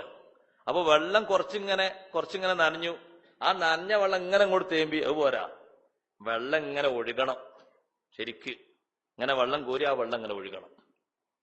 ആ ഒഴുകുമ്പോൾ തന്നെ ഈ മുട്ടിന്റെ ഭാഗത്ത് കറക്റ്റ് ആയിട്ടാകരുത്, കുറച്ചുകൂടി കയറ്റിയിട്ടാകണം. അപ്പോഴേ ഫർള് വീടുള്ളൂ. സുന്നത്തിനാണെങ്കിൽ കുറച്ചുകൂടി ഇപ്പുറത്തേക്ക് വേണം. അപ്പൊ ഉളു എടുക്കുന്ന സമയത്ത് അത്തരത്തിലുള്ള ഭാഗങ്ങളൊക്കെ നമ്മൾ ശരിക്കും ശ്രദ്ധിക്കണം. വെള്ളം ഇങ്ങനെ കാലിനെടുത്ത് വെച്ചാൽ പോരാ, ഞെരിയാണിന്റെ കുറച്ചുകൂടി മേൽഭാഗത്ത് നിന്ന് കഴിക്കണം. അപ്പോഴേ ഞെരിയാണി കൈകിന്ന് വരുള്ളൂ. ഞെരിയാണി കറക്റ്റായി അളന്നു മുറിച്ച് കഴിക്കണ്ടാന്ന്, അപ്പൊ പൂർണ്ണാവൂല. മേലെന്ന് കൈകിയെങ്കിലേ അത് വരുള്ളൂ. തുൽമീലൊക്കെ പറഞ്ഞല്ലോ, മാലാ യുത്തിമുൽ വാജിബു ഇല്ലാ ബിഹി ഫഹുവ വാജിബ്. വാജിബ് വിടാൻ നിർബന്ധമായ സ്ഥലങ്ങൾ കൈകലും വാജിബാണ്, നിർബന്ധമാണ്. അപ്പൊ അത് പ്രത്യേകം പരിഗണിക്കണം. ഉളൂയിൽ തന്നെ മുകളിലേക്ക് ഇങ്ങനെ വാർന്നു വെച്ചിരിക്കുന്ന മുടി, ആ മുടി ഇങ്ങനെ താഴോട്ടിട്ടാൽ നെറ്റിയുടെ പരിധിയിൽ നിന്ന് താഴോട്ട് പോകും. ആ മുടി ഇപ്പൊ മേലേക്ക് വാർന്നു വെച്ചിരിക്കുകയാണ്. അപ്പൊ ആ മുടിന്റെ മേലെ ഇങ്ങനെ തടവിയത്, ആ തടവല് ശരിയാകുമോ? കാരണം അത് ശരിക്ക് ആ മുടി തലന്റെ പരിധിയിലുള്ള മുടിയല്ല, പുറത്താണ്. തലന്റെ പരിധിയിൽപ്പെട്ട മുടിയോ തൊലിയോ തടവണം, അപ്പോഴേ തല തടവലാവുള്ളൂ. ഉദാഹരണം പറഞ്ഞാൽ മുടി നല്ലോണം ഉണ്ട്, ഒരാൾ ഇങ്ങനെ വാർന്നു വെച്ചിരിക്കുകയാണ്, മുടി ഇങ്ങനെ മുടിയാണ്. ആ മുടി ഇങ്ങനെ ഇങ്ങോട്ട് വാർന്നാൽ നെറ്റിന്ന് ഇങ്ങനെ അങ്ങോട്ട് പോരും, ഇവിടെ എത്തുണ്ടാവും. അപ്പൊ ഈ മേലുള്ള മുടി തൊട്ടിങ്ങനെ തടവി. അതിനെക്കാരും സുഖം സൈഡ് തടവാണ്, ആ പ്രശ്നം വരില്ല.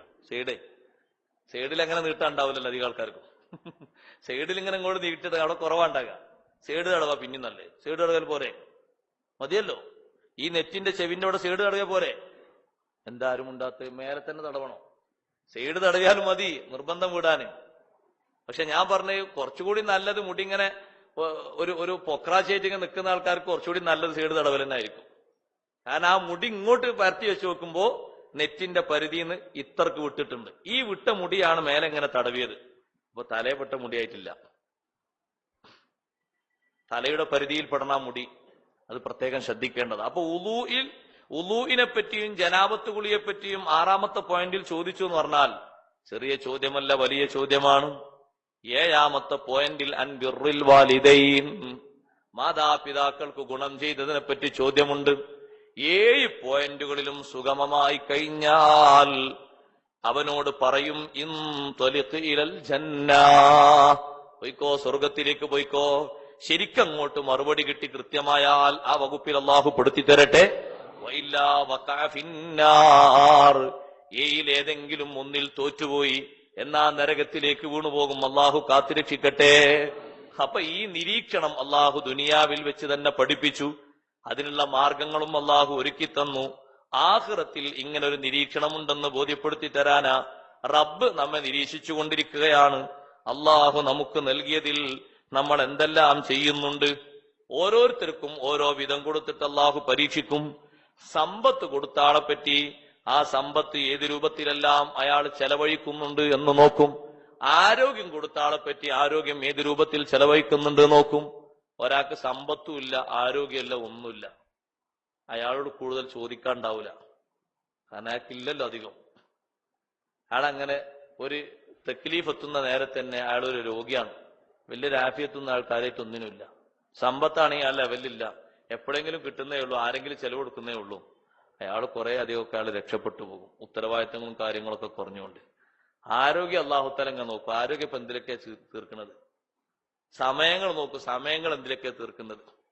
താല്പര്യങ്ങൾ നോക്കും, താല്പര്യങ്ങൾ എന്തിനൊക്കെ തീർക്കുന്നത്? അപ്പൊ റബ്ബിന്റെ നിരീക്ഷണത്തെ പറ്റി നല്ല ബോധം നമ്മുടെ കൽബിൽ വേണം. ആ നിരീക്ഷണത്തെ പറ്റി ബോധമുണ്ടെങ്കിൽ, അള്ളാഹു നിരീക്ഷിക്കുന്നുണ്ട്, കാണുന്നുണ്ട് എന്ന ബോധമുണ്ടെങ്കിൽ തെറ്റുകുറ്റങ്ങളിൽ നിന്ന് മനുഷ്യനെ വിട്ടുനിൽക്കാൻ കഴിയും. തഖ്വയുടെ പ്രധാനപ്പെട്ട തരം അവിടെയാണ്. റബ്ബിന്റെ നിരീക്ഷണ ബോധം കൽബിലുണ്ടായിരിക്കുക. അങ്ങനെ ഒരു നിരീക്ഷണ ബോധം ഇവിടെ കൽബിലുണ്ടെങ്കിൽ സഹോദരന്മാരെ, നമ്മെ അല്ലാഹു തആല അനുഗ്രഹിക്കുകയും ബഹുമാനപ്പെട്ട നബിയുല്ലാഹി യൂസുഫ് അലൈഹിസ്സലാം തെറ്റുകുറ്റങ്ങൾ ചെയ്യാൻ ഒരുങ്ങിയ നേരത്തും മഅദല്ലാഹ് ഇന്നഹു റബ്ബി അഹ്സന മസ്വായ്, ഞാൻ അള്ളാഹുവിനോട് കാവൽ ചോദിക്കുന്നു. അള്ളാഹുവാണ് എനിക്ക് സൗകര്യങ്ങളൊക്കെ ഒരുക്കി തന്നത്, അള്ളാഹുവാണ് എനിക്ക് സംവിധാനങ്ങളൊക്കെ ഒരുക്കി തന്നത്. അതുകൊണ്ട് എന്റെ യജമാനൻ ഇവിടെ വഞ്ചന ചെയ്യാൻ, ചതി ചെയ്യാൻ ഒരിക്കലും എന്നെ കിട്ടൂല എന്ന് പറഞ്ഞ് കുതറി മാറിയതിന്റെ തത്വം, അതിന്റെ ഫലം പിന്നീട് അവിടെയുള്ള മുഴുവൻ ആളുകൾക്കും ബോധ്യപ്പെടുത്തി കൊടുത്തു. ആ സലീഹയും കൂട്ടരും തന്നെ പറഞ്ഞു, ഞങ്ങൾ അങ്ങോട്ട് ആവശ്യപ്പെട്ടതാണ്, ഇങ്ങോട്ടൊരാവശ്യവും ഉണ്ടായിട്ടില്ല, ഞങ്ങൾ ചതിക്കാൻ കരുതിയതാണ്. തുറന്നു പറയേണ്ടി വന്നു. സത്യം ശരിക്ക് വെളിപ്പെട്ടു വന്നു. അതെന്തേ? അല്ലാഹു തആലാന്റെ നിരീക്ഷണത്തെ പറ്റി ബഹുമാനപ്പെട്ട നബിയുല്ലാഹി യൂസുഫ് അലൈഹിസ്സലാം എത്ര ചെറിയ ചെറുപ്പക്കാരനാണ്. പക്ഷേ ആ ഒരു ബോധവും ആ ഒരു ചിന്തയും ഖൽബിലുള്ളത് കൊണ്ട് ആ സമൂഹത്തെ അടക്കം, സ്ത്രീകളെ അടക്കം നന്നാക്കാനുള്ള വലിയൊരു കഴിവ് അതുകൊണ്ട് കിട്ടി. അപ്പൊ നമ്മൾ തെറ്റുകുറ്റങ്ങൾ ചെയ്യുന്ന നേരവും സൗകര്യങ്ങളൊക്കെ കിട്ടുമ്പോ ആ ഒരു ബോധം നമ്മുടെ ഖൽബിലേക്ക് തികട്ടി വരണം. അള്ളാഹു നിരീക്ഷിക്കുന്നുണ്ട്, അള്ളാഹു കാണുന്നുണ്ട്. ആ ഒരു ബോധം നമ്മിൽ നിന്നോ, നമ്മൾ തെറ്റ് ചെയ്യാൻ കൂടെ കൊണ്ട് നടക്കുന്ന ആളിൽ നിന്നോ എവിടുന്നെങ്കിലും ഒന്ന് കിട്ടിയാ നമ്മൾ സലാമത്താകും. അതും ശരിക്കും ബോധമുള്ളവന്, അല്ലാത്തവന് പിന്നെ ഒന്നും പറഞ്ഞിട്ടൊന്നും കാര്യമല്ല. അത്തരത്തിലൊരു ബോധമുള്ള ആള് നമ്മുടെ ഇടയിൽ ജീവിക്കുകയാണെങ്കിൽ അയാളെ കൊണ്ട് എന്തൊരു സുഖാന്നറിയോ നിങ്ങൾ? അള്ളാഹുവിന്റെ നിരീക്ഷണത്തിൽ അയാൾ പാഠം പഠിച്ചു. റബ്ബിന്റെ നിരീക്ഷണം അയാളെ മനസ്സിൽ ശരിക്ക് തറച്ചുപോയി. എങ്കിൽ അയാൾക്ക് വിചാരങ്ങളും വികാരങ്ങളും നിയന്ത്രിക്കാൻ കഴിയും. അതെത്ര വലിയ സൗകര്യങ്ങളുള്ള സ്ഥലത്താണെങ്കിലും നിയന്ത്രിക്കാൻ കഴിയും. ശരിക്ക് ഈ ഒരു നിരീക്ഷണ ബോധമില്ലേ, അള്ളാഹു നിരീക്ഷിക്കുന്നുണ്ട് എന്നുള്ള ബോധമില്ലേ, മനുഷ്യൻ എല്ലാ തെറ്റുകുറ്റങ്ങളിലേക്കും പോകും. കാരണം ഇപ്പൊ കുടുംബക്കാര് കാണുന്നത് ഒരു മറയായിട്ട് കൂട്ടുന്നില്ല, ഒരു പ്രത്യേകം പേടിയായിട്ട് കൂട്ടുന്നില്ല. നാട്ടുകാര് കാണുന്നതും കൂട്ടുകാര് കാണുന്നതും ബാപ്പ ഉമ്മ കാണുന്നതും അതൊന്നും ഒരു വിഷയമായിട്ട് കൂട്ടുന്നില്ല. എല്ലാറ്റിനേക്കാളും വലിയ വിഷയം അള്ളാഹു കാണുന്നുണ്ട് എന്നൊരു ബോധം അത് ഖൽബിലായി കിട്ടിയാൽ, മുമ്പ് കാലത്ത് ജീവിച്ച മഹാരഥന്മാര് തെറ്റുകുറ്റങ്ങളിൽ നിന്ന് സ്വയം രക്ഷപ്പെടുകയും മറ്റുള്ളവരെ രക്ഷപ്പെടുത്തുകയും ചെയ്തതുപോലെ രക്ഷപ്പെടാൻ കഴിയും. അള്ളാഹു ആ ഉത്തമ ബോധം നമുക്ക് ഏറ്റി തെരുമാറാകട്ടെ. സാഹചര്യങ്ങൾ ഏറെയുണ്ട്, സമ്മർദ്ദങ്ങളും ഏറെയുണ്ട്, ദുർബല നിമിഷങ്ങളും ഏറെയുണ്ട്. ആ രംഗങ്ങളിലൊക്കെ ഈ ബോധമാണ് നമുക്ക് വേണ്ടത്. എന്നാൽ ഏത് ഫിത്നക്കാരിയായ പെണ്ണ് വന്നാലും ആ പെണ്ണിനെ തിരിച്ചുവിടാൻ കഴിയും. ഏത് ഫിത്നക്കാരായ ആണ് വന്നാലും ആ ആണിനെ തിരിച്ചുവിടാൻ കഴിയും. പക്ഷേ സമൂഹത്തിൽ ആ ഒരു ബോധത്തിന്റെ കുറവാണ്. ഈ രൂപത്തിൽ കുത്തയിഞ്ഞ ജീവിതവും അല്ലെങ്കിൽ ലക്കും ലഗാനും കെട്ട നീക്കുപോക്കുകളൊക്കെ വരാനുള്ള പ്രധാനപ്പെട്ട കാരണം ആ ഒരൊറ്റ ബോധത്തിന്റെ കുറവ്. അത് മാതാപിതാക്കള് മക്കള് എന്ന സബീലൊക്കെ മുമ്പുണ്ടായിരുന്നെങ്കിൽ ഇന്ന് ആ മറയടക്കം നീങ്ങി. ഇന്ന് മാതാപിതാക്കള് മക്കള് എന്നുള്ള അർത്ഥത്തിൽ ആ ഒരു മാറ്റും കാര്യങ്ങളൊന്നുമില്ല. അവനവന് ഇഷ്ടമുള്ളത് ചെയ്യാൻ സമയവും സന്ദർഭമുണ്ടോ എന്നാ ചെയ്യുക. അവിടെ ബാപ്പയാണ്, ഉമ്മയാണ്, അല്ലെങ്കിൽ ജേട്ടത്തിയാണ്, അനുജത്തിയാണ്, സഹോദരനാണ്, സഹോദരിയാണ്, അങ്ങനെ മാറ്റമൊന്നുമില്ല. അപ്പൊ മനുഷ്യന് ഈ നിരീക്ഷണ ബോധം, അള്ളാഹു തആലാനെ പറ്റിയുള്ള ഈ പേടിയുടെ ബോധം അത് ഖൽബിൽ നിന്ന് പാടെ നീങ്ങി. അതാണ് അതിന്റെ കാരണം. ആ ഒരു ബോധം നമുക്ക് അള്ളാഹു ഏറ്റി തെരുമാറാകട്ടെ. എല്ലാ രംഗങ്ങളിലും അതാണ് നിയലിച്ചു നിൽക്കേണ്ടത്. കണ്ടില്ലേ നിങ്ങൾ, ബസറ നാട്ടിൽ ജീവിച്ചൊരു മനുഷ്യൻ, അയാളെല്ലാവരും മിസ്കി എന്നാ വിളിക്കുക. മിസ്കി പറഞ്ഞാൽ കസ്തൂരി ഉള്ള ആളെന്നാ. എപ്പോഴും അയാളെ കസ്തൂരി മണക്കും. കസ്തൂരി ആള് തേച്ചിട്ട് മണക്കല്ല, തേക്കാതെ മണക്കും. അതാണല്ലോ ശരിക്കുള്ള സുഗന്ധം. അയാൾ കസ്തൂരി വാങ്ങി തേക്കല്ല, എല്ലാ സമയത്തും അയാളെ കസ്തൂരി വാസനിക്കും. അപ്പൊ ഒരാൾ ചോദിച്ചു, എന്താ നിങ്ങളെങ്ങനെ കസ്തൂരി വാസനിക്കാൻ കാരണം? അയാള് പറഞ്ഞു, ഇതാരും ചോദിക്കണ്ടെന്ന് കരുതി ഞാനിങ്ങനെ നടക്കുക, നിങ്ങൾ ചോദിച്ചുകൊണ്ട് നിങ്ങൾക്ക് പറഞ്ഞുതരാം. ആരോടും ഞാൻ ഇക്കാലം വരെ പറഞ്ഞിട്ടില്ല. കുന്തു മിൻ അഹ്സനിൻ നാസി വജ്ഹൻ, ഞാൻ നല്ല മുഖഭംഗിയുള്ള ആളായിരുന്നു. എനിക്ക് ഭയങ്കര നാണുണ്ടായിരുന്നു ജനങ്ങളുടെ ഇടയിലേക്ക് ഇറങ്ങാൻ. അപ്പൊ ഇടയ്ക്കിടയ്ക്ക് എന്റെ ബാപ്പ എന്നെ കൊണ്ടുപോകും. ബാപ്പ ഒരു കച്ചവടക്കാരനാണ്. ബാപ്പ ഒഴിഞ്ഞു പോകുന്ന നേരത്തെ എന്നെ അവിടെ ഇരുത്തും. ആളുകൾ വന്നാൽ സാധനം കൊടുക്കുക, അവിടെ എഴുതി വെക്കുക, കാശ് വാങ്ങുക, എന്നെ അവിടെ കൊടുക്കും. അപ്പൊ എന്റെ നാണം മാറ്റലാണ് ബാപ്പാന്റെ ഉദ്ദേശം. ജനങ്ങളിലേക്ക് ഇറങ്ങാൻ എനിക്കൊരു നാണാണ്, ഒരു ഹയാ ആണ്. അങ്ങനെ എന്നെ കൊണ്ടുപോയി ഇടക്കിടക്ക് പീഡലിരുത്തും. ഒരിക്കൽ ഇരുത്തിയപ്പോ ഒരു വൃദ്ധയായ പെണ്ണ് അവിടെ കുറെ സാധനങ്ങൾ മേടിക്കാൻ വേണ്ടി വന്നു. അപ്പൊ ആ പെണ്ണ് കുറെ ആവശ്യപ്പെട്ടു. ആ ആവശ്യപ്പെട്ടതൊക്കെ ഞാൻ എടുത്തു കൊടുത്തു. അപ്പൊ ആ പെണ്ണ് പറഞ്ഞു, ഇതിന്റെ ഒക്കെ കൂടി വില തരാൻ എന്റെ കയ്യിലില്ല. ഞാൻ എല്ലാം കൂടി വാങ്ങണം എന്നുള്ള ഉദ്ദേശമില്ലായിരുന്നു. കണ്ടപ്പോ പിന്നെ എല്ലാം കൂടി വാങ്ങി. കൃത്യമായിട്ട് ഇതിന്റെ പണം നിങ്ങൾക്ക് വേണമെങ്കിൽ എന്റെ കൂടെ നിങ്ങൾ വരൂ, ഞാൻ വീട്ടിൽ നിന്ന് തരാം. അപ്പൊ പണം കിട്ടാനാണല്ലോ പോകുന്നത്, വിറ്റ കച്ചവടത്തിന് വസ്തുക്കൾക്ക് പണം കിട്ടാനാണ്. അങ്ങനെ ഞാൻ പോയി. ഞാൻ അവിടെ എത്തിയപ്പോ നല്ല സൗകര്യമുള്ള വീടാ. എന്നെ ഒരു ഭാഗത്ത്, വീട്ടിന്റെ ഒരു ഭാഗത്ത് ഇവിടെ ഇരിക്കുന്നുണ്ട്. അപ്പൊ ഞാൻ വിചാരിച്ചു ഉമ്മാമ പൈസ എടുക്കാൻ പോവുകയാണ്. അപ്പൊ പിന്നെ ഞാൻ കാണുന്ന രൂപം, ആ വീട്ടിന്റെ വേറെ ഒരു റൂമിൽ നിന്ന് നല്ല സുന്ദരിയായ ഒരു പെൺകുട്ടി ഇറങ്ങി വരുന്നു. ആ പെൺകുട്ടി എന്റെ മുന്നിൽ ബ്ലോക്കിട്ട് പുറത്തേക്ക് ഇറങ്ങാനുള്ള മാർഗങ്ങളൊക്കെ തടസ്സപ്പെടുത്തി. അടിമ സ്ത്രീയോട് എല്ലാ ഭാഗങ്ങളും കൊട്ടിയടക്കാൻ പറഞ്ഞു. നിർബന്ധമായി എന്നെ ഒരു റൂമിലേക്ക് വലിച്ചയച്ചു. അവളെ സ്വദറിലേക്ക് എന്നെ പിടിച്ചവര് വലിച്ചപ്പോ ഞാൻ പറഞ്ഞു, അല്ലാഹ് അല്ലാഹ്. ഞാൻ നല്ല സൗന്ദര്യമുള്ള ആളാണ്, ആ പെൺകുട്ടിയും സൗന്ദര്യവതിയാണ്. പക്ഷേ ഞാൻ അവിടെ പറഞ്ഞു, അള്ളാഹുവിനെ സൂക്ഷിക്കണം, അള്ളാഹിനെ പേടിക്കണം, അള്ളാഹുവിനെ സൂക്ഷിക്കണമെന്ന് ഞാൻ പറഞ്ഞു. അപ്പാ പെണ്ണ് പറഞ്ഞു, ലാബേഴ്സ, അതൊന്നും കുഴപ്പമില്ല. അള്ളാഹിനെ സൂക്ഷിക്കാൻ പറഞ്ഞപ്പോഴേ അള്ളാഹുത്താലൊന്നൊരു പ്രശ്നമില്ല, അപ്പൊ നമ്മളെ വിഷയങ്ങൾക്ക് നിങ്ങൾ അനുസരിച്ചാൽ മതി. ഞാൻ എങ്ങനെയെങ്കിലും കൊതറി മാറാൻ നോക്കി. ഒരു നിലക്കും സമ്മതിക്കുന്നില്ല എന്ന് കണ്ടപ്പോ ഞാൻ പറഞ്ഞു, എനിക്ക് മൂത്രമൊഴിക്കാൻ മുട്ടുന്നുണ്ട്, മൂത്രമൊഴിക്കാൻ പോണെന്നാണ്. അപ്പൊ അതിനുള്ള സൗകര്യം ഒരുക്കി തന്നു. ഞാൻ വിസർജന സ്ഥലത്തേക്ക് പോയി. അവിടെ എത്തിയിട്ട് ഞാനിങ്ങനെ നോക്കി, ഏതെങ്കിലും ഒരു പഴുതുണ്ടോ പുറത്ത് ചാടി രക്ഷപ്പെടാൻ പറ്റിയത്. ഒരു പഴുതും കാണുന്നില്ല. ഞാൻ ചിന്തിച്ചു, എന്തുണ്ട് രക്ഷപ്പെടാൻ മാർഗം? അത്രയും വലിയ സൗകര്യങ്ങൾ തർജുലൻ. അന്ന് ഞാൻ ഒരാളെ കണ്ടു. അയാൾ വന്നിട്ട് എന്റെ അടുത്ത് വന്ന് ചോദിക്കുന്നു, നീ എന്നെ അറിയുമോ? ഞാൻ പറഞ്ഞു, അറിയില്ല. നിങ്ങളിപ്പോ ബഹുമാനപ്പെട്ട യാക്കൂബ് നബി അലൈഹിസ്സലാമിന്റെ മകൻ യൂസുഫ് നബി അലൈഹിസ്സലാമിനെക്കാളും അപ്പുറത്തെത്തിയിട്ടുണ്ട്. കാരണം നിങ്ങളൊരു നബിയല്ല, നിങ്ങളാളൊരു നബിയല്ല. നബി അല്ലാതിരുന്നിട്ട് പോലും നിങ്ങൾക്ക് വന്ന ഖൗഫ് ചെറുതല്ല. എങ്ങനെയെങ്കിലും രക്ഷപ്പെടാനുള്ള പഴി നോക്കിയിട്ട് ഒന്നും കാണാതിരുന്നപ്പോ പടച്ച റബ്ബിന്റെ നിരീക്ഷണം മാത്രം പേടിച്ച്, ആ ക്യാമറ റബ്ബിന്റെ നിരീക്ഷണം അസ്തമിക്കൂലല്ലോ, ഒരു കാലത്തും ഒരു സമയത്തും അതിന് ലീവില്ലല്ലോ, ഇരുട്ടും വെളിച്ചവും അവിടെ പ്രശ്നമല്ലല്ലോ, ഒരു ബിൽഡിങ്ങും ഒരു ചുമരും അതിന് മറയല്ലല്ലോ, ഒരു പാറക്കല്ലും അതുപോലെ തന്നെ ഒരു സമുദ്രവും മറയായിട്ട് അവിടെ നിൽക്കുന്നില്ലല്ലോ. എല്ലാ ഭാഗത്തേക്കും ആ നിരീക്ഷണമുണ്ട്, എല്ലാ സ്ഥലത്തേക്കും എല്ലാ സമയത്തേക്കും എല്ലാ കാലത്തേക്കുമുണ്ട്.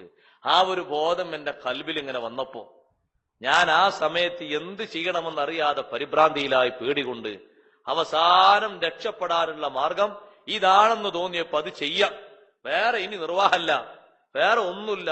അങ്ങനെ ഞാൻ ചെയ്തു. നിനക്കറിയുമോ, ഞാൻ ജിബ്രീൽ അലൈഹിസ്സലാമാണ്. എന്നിട്ട് എന്റെ ശരീരമാസകലം തടവി, എന്റെ മുഖവും തടവി. ഫമിൻ ദാലികൽ വഖ്തി യഫൂഹുൽ മിസ്കു അലാ മിൻ റായിഹത്തി ജിബ്രീൽ അലൈഹിസ്സലാം. അന്നു മുതൽ എന്റെ ശരീരത്തിൽ നിന്ന് കസ്തൂരി അടിച്ച് വീശാൻ തുടങ്ങി. ജിബ്രീൽ അലൈഹിസ്സലാം തടവിയ ബറക്കത്തുകൊണ്ട് അത്ര എനിക്ക് തേക്കേണ്ടി വന്നിട്ടില്ല. എന്റെ ശരീരവും എന്റെ മുഖവും മിസ്ക് വാസനിക്കാൻ തുടങ്ങി. എന്റെ പേര് പലർക്കും അറിയില്ല, വിളിക്കുന്നത് മിസ്കീനാണ്. ഇതിന്റെ രഹസ്യവും പലർക്കും അറിയില്ല, ഇതാണ് ഇതിന്റെ രഹസ്യം എന്നാ ചെറുപ്പക്കാരൻ പറഞ്ഞു. കഥ കേട്ട് നമ്മൾ പോകരുത്. ദുർബല നിമിഷങ്ങൾ ഏറി വരുന്ന സാഹചര്യങ്ങളാണ്. എവിടെയും അവിടെ അതിനുള്ള സംവിധാനങ്ങളുണ്ട്, എല്ലാ സ്ഥലങ്ങളിലും അതിന് ഒരുക്കങ്ങളുണ്ട്. കച്ചവട സ്ഥാപനങ്ങൾ ഇന്നതിന് ഒരുക്കമാണ്, സ്വകാര്യ മേഖലകൾ അതിന് ഒതുക്കമാണ്. സുബ്ഹാനല്ലാഹ്, ഇല്ലാത്തൊരു മേഖലയും ഇല്ല. ആണും പെണ്ണും തനിക്കാൻ പറ്റുന്ന, അവർക്ക് ഇഷ്ടം പോലെ സുഖിക്കാൻ പറ്റുന്ന സൗകര്യങ്ങൾ, സംവിധാനങ്ങൾ ഏറിയേറി വന്നിട്ടുണ്ട്. ചതിയിൽ പെടരുത്. പഠിക്കുന്ന കുട്ടികളോട് പറയട്ടെ, പഠനയാത്ര എന്ന് പറഞ്ഞിട്ട് ടൂർ യാത്ര നടക്കാറുണ്ട്. ആണും പെണ്ണും പ്രായപൂർത്തി എത്തിയവർ, കല്യാണം കഴിഞ്ഞവർ, 1ഉം 2ഉം മക്കളുള്ളവർ, ബിരുദാനന്തര ബിരുദത്തിന് പഠിച്ച് 2ഉം 3ഉം ആഴ്ച ടൂർ പോയിട്ട് കണ്ണിക്കണ്ടവന്റെ കൂടെ ശരീരം പണയം വെച്ച് സുഖിച്ചിട്ടാണ് പിന്നെ തിരിച്ചു വരുന്നത്. നമ്മൾ മറക്കരുത്. കുട്ടിയുടെ BEd മാത്രമാകരുത് നമ്മുടെ ലക്ഷ്യം. ആ കുട്ടീനെ മാനം കാക്കാൻ കഴിയണം. ദർസിൽ പഠിച്ചിരുന്ന ഒരു മുത്താലിം BEd പരീക്ഷ എഴുതണം എന്നാണ്, എഴുതിക്കൂടി നല്ലതാണല്ലോ. ആ കുട്ടി പഠിച്ചു. ഇപ്പൊ ലാസ്റ്റ് പറഞ്ഞു, ഉസ്താദെ ഒരു ടൂറ് പോണെന്ന് അവരൊക്കെ പറയുന്നുണ്ട്. ഞാൻ ചോദിച്ചു ആരൊക്കെ ഉണ്ട്? ആ താത്താരൊക്കെ ഉണ്ട് പറഞ്ഞു. ഹാമിലത്തായ താത്താര് വരെ ബി എഡ് പഠിച്ച ഓലടക്കം പോകുന്നുണ്ട്. 3 മാസമായ ആൾക്കാർ വരെ ടൂറിന് പോവുക. ആരാണ്? ആരെങ്കിലും കുടുംബക്കാരോ? അവരില്ല. മഹറമൊന്നുമില്ല. മഹറം ടീച്ചേഴ്സ് തന്നെ മഹറം. ഓൾക്ക് എത്ര പരിധി നമുക്കൊന്ന് അറിഞ്ഞൂടെ? ഓൾക്ക് എത്ര മാത്രം പരിധിയും പരിമിതി ഉണ്ട്? ഞാൻ പറഞ്ഞു അതിന് പോകാൻ പറ്റൂല. കുട്ടി തൽക്കാലം നിലമ്പൂര് പോയിട്ട് ആ തേക്കൊക്കെ കണ്ടിട്ട് ഒരു റിപ്പോർട്ട് അവിടുന്ന് തയ്യാറായിക്കും. വയനാട് കുന്നു കയറിയിട്ട് അതും ഒരു സീമാർക്കല്ലേ, തെരുവിലെങ്കിൽ വേണ്ട, അതും തയ്യാറായിക്കും. നമ്മുടെ മക്കൾ ഒരു 40,000 50,000 മാസം ശമ്പളം കിട്ടാൻ എടുക്കുന്ന ഓരോ തലങ്ങളിൽ വരുന്ന ഏറ്റവും സാംസ്കാരിക തകർച്ചയുള്ള രംഗങ്ങൾ കണ്ടില്ല, നടിക്കരുത്.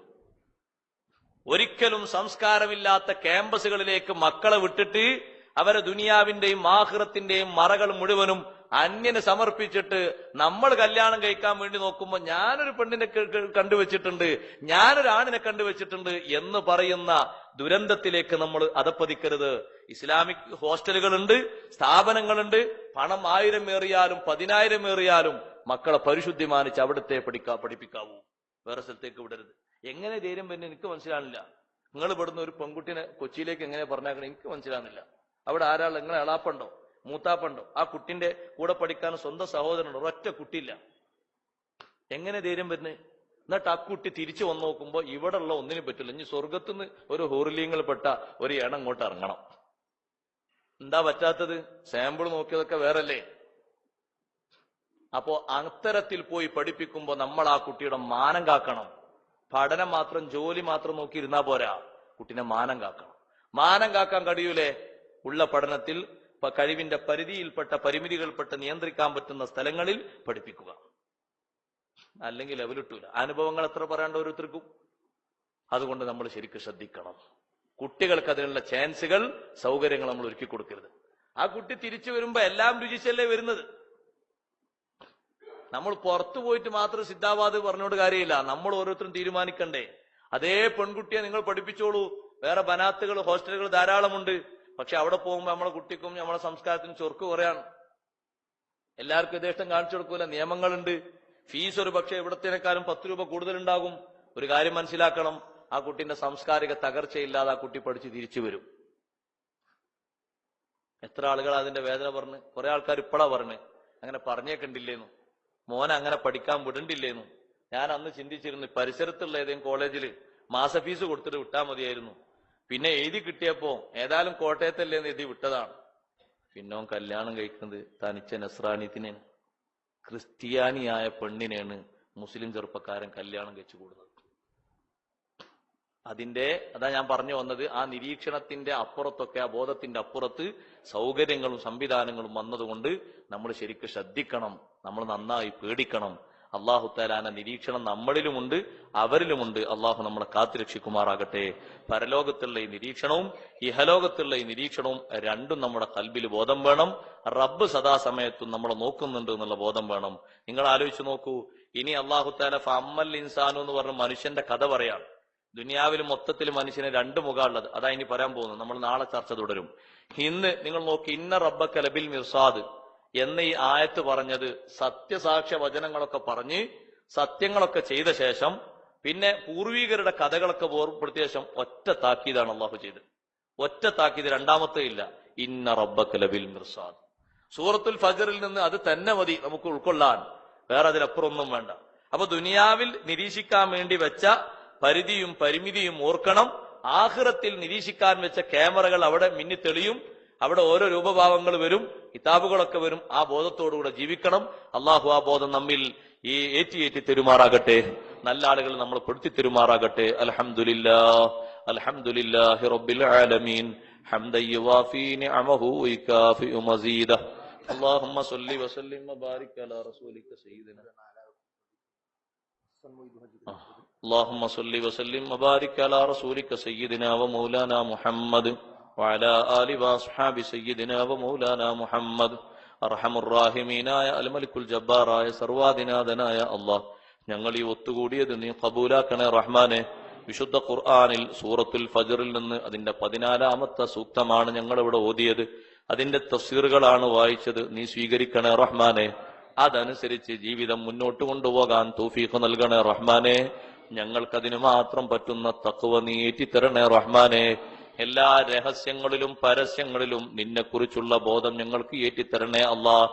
ദുർബല നിമിഷങ്ങളിൽ തെറ്റ് ചെയ്യാൻ വേണ്ടി മുന്നോട്ട് നീങ്ങുമ്പോഴും അതിനുവേണ്ടി കരുക്കൾ നീക്കുമ്പോഴും മാറി ചിന്തിക്കുന്ന അവസ്ഥ നീ തരണേ അല്ലാ. തെറ്റുകുറ്റങ്ങളിലാക്കി പെടുത്തി ഞങ്ങളെ ഈമാനിനെ നീ ഊരിക്കളയല്ലേ അല്ലാ. ഞങ്ങളെ എല്ലാ അർത്ഥത്തിലും ദുനിയാവിലും ആഖിറത്തിലും പരാജിതരിൽ പെടുത്തല്ലേ അല്ലാ. ഞങ്ങളെ കുടുംബത്തിലും ഞങ്ങളെ മക്കളിലും എല്ലാവരിലും ഈ ഒരു അവസ്ഥ നൽകണേ റഹ്മാനെ. നിന്റെ നിരീക്ഷണത്തിന്റെ മറയിൽ കുടുങ്ങാത്തവരല്ല ഞങ്ങളെല്ലാം അതിന്റെ ഉള്ളിലുള്ളവരാണ്. അതിൽ പെടാത്ത ഒരാളും ഒരു സൃഷ്ടിയുമില്ലല്ലോ അള്ളാഹുവേ. ആ ഒരു തികഞ്ഞ ബോധം ഞങ്ങളെ എല്ലാ രംഗങ്ങളിലും ഞങ്ങൾക്ക് നീ ഏറ്റിത്തരണേ റഹ്മാനെ. ആ നിലക്ക് ഞങ്ങളെ നീ വിജയിപ്പിക്കണേ റഹ്മാനെ. ആഖിറത്തിലും അത്തരത്തിൽ നിരീക്ഷണങ്ങൾ വെളിവാക്കപ്പെടുന്ന 7 ഖന്തറത്തുകളിലും സുഗമമായി ഉത്തരം പറയുന്ന വിജയികളിൽ ഞങ്ങളെ നീ പെടുത്തണേ അല്ലാ. ഒരു ഉത്തരത്തിലും പരാജയപ്പെടുന്ന പരാജിതരിൽ പെടുത്തല്ലേ അല്ലാ. അള്ളാഹുവേ, ഈ പള്ളിക്ക് വേണ്ടി സഹായിക്കുന്ന സഹകരിക്കുന്ന ഇവിടെ ക്ലാസ്സിലെത്തുന്ന മുഴുവൻ സഹോദരങ്ങൾക്കും ഉപ്പമാർക്കും ചെറുപ്പക്കാർക്കും എല്ലാവർക്കും ഉസ്താദുമാർക്കും വിശുദ്ധ റമദാനിൽ ഞങ്ങളെല്ലാവരും നോറ്റ നോമ്പ് നീ കബൂലാക്കി തരണേ അല്ലാ. ചെയ്യുന്ന ദാനധർമ്മങ്ങൾ നീ സ്വീകരിക്കണേ അല്ലാ. പള്ളിക്ക് വേണ്ടി ഹസൻ മൊയ്തു ഹാജി 4000 രൂപ സംഭാവന ചെയ്തു നീ സ്വീകരിക്കണേ അല്ലാ. മുറാദുകളൊക്കെ ഹാസിലാക്കി കൊടുക്കണേ അല്ലാ. അവരിലും കുടുംബങ്ങളിലും ഖൈർ ബറക്കത്ത് ഏറ്റി കൊടുക്കണേ അല്ലാ. അർഹമുർ-റാഹിമീന റബ്ബേ, രോഗങ്ങൾ വ്യത്യസ്ത വിഷമങ്ങൾ തരണം ചെയ്യുന്നവരുണ്ട്. എല്ലാവർക്കും നീ ശിഫ നൽകണേ അല്ലാ. സലാമത്ത് നൽകണേ അല്ലാ. റബ്ബനാ തഖബ്ബൽ മിന്നാ ഇന്നക അൻതസ് സമീഉൽ അലീം വതുബ് അലൈനാ ഇന്നക അൻതത് തവ്വാബുർ റഹീം. آمين برحمتك يا أرحم الراحمين. وصلى الله تعالى وسلم على خير خلقه سيدنا محمد وآله وصحبه أجمعين. سبحان ربك رب العزة عما يصفون وسلام على المرسلين والحمد لله رب العالمين. صلى الله على محمد صلى الله عليه وسلم. صلى الله على محمد صلى الله عليه وسلم. اللهم صل على محمد يا رب صل عليه وسلم. صل على جميع الأنبياء والمرسلين والحمد لله رب العالمين. السلام عليكم ورحمة الله.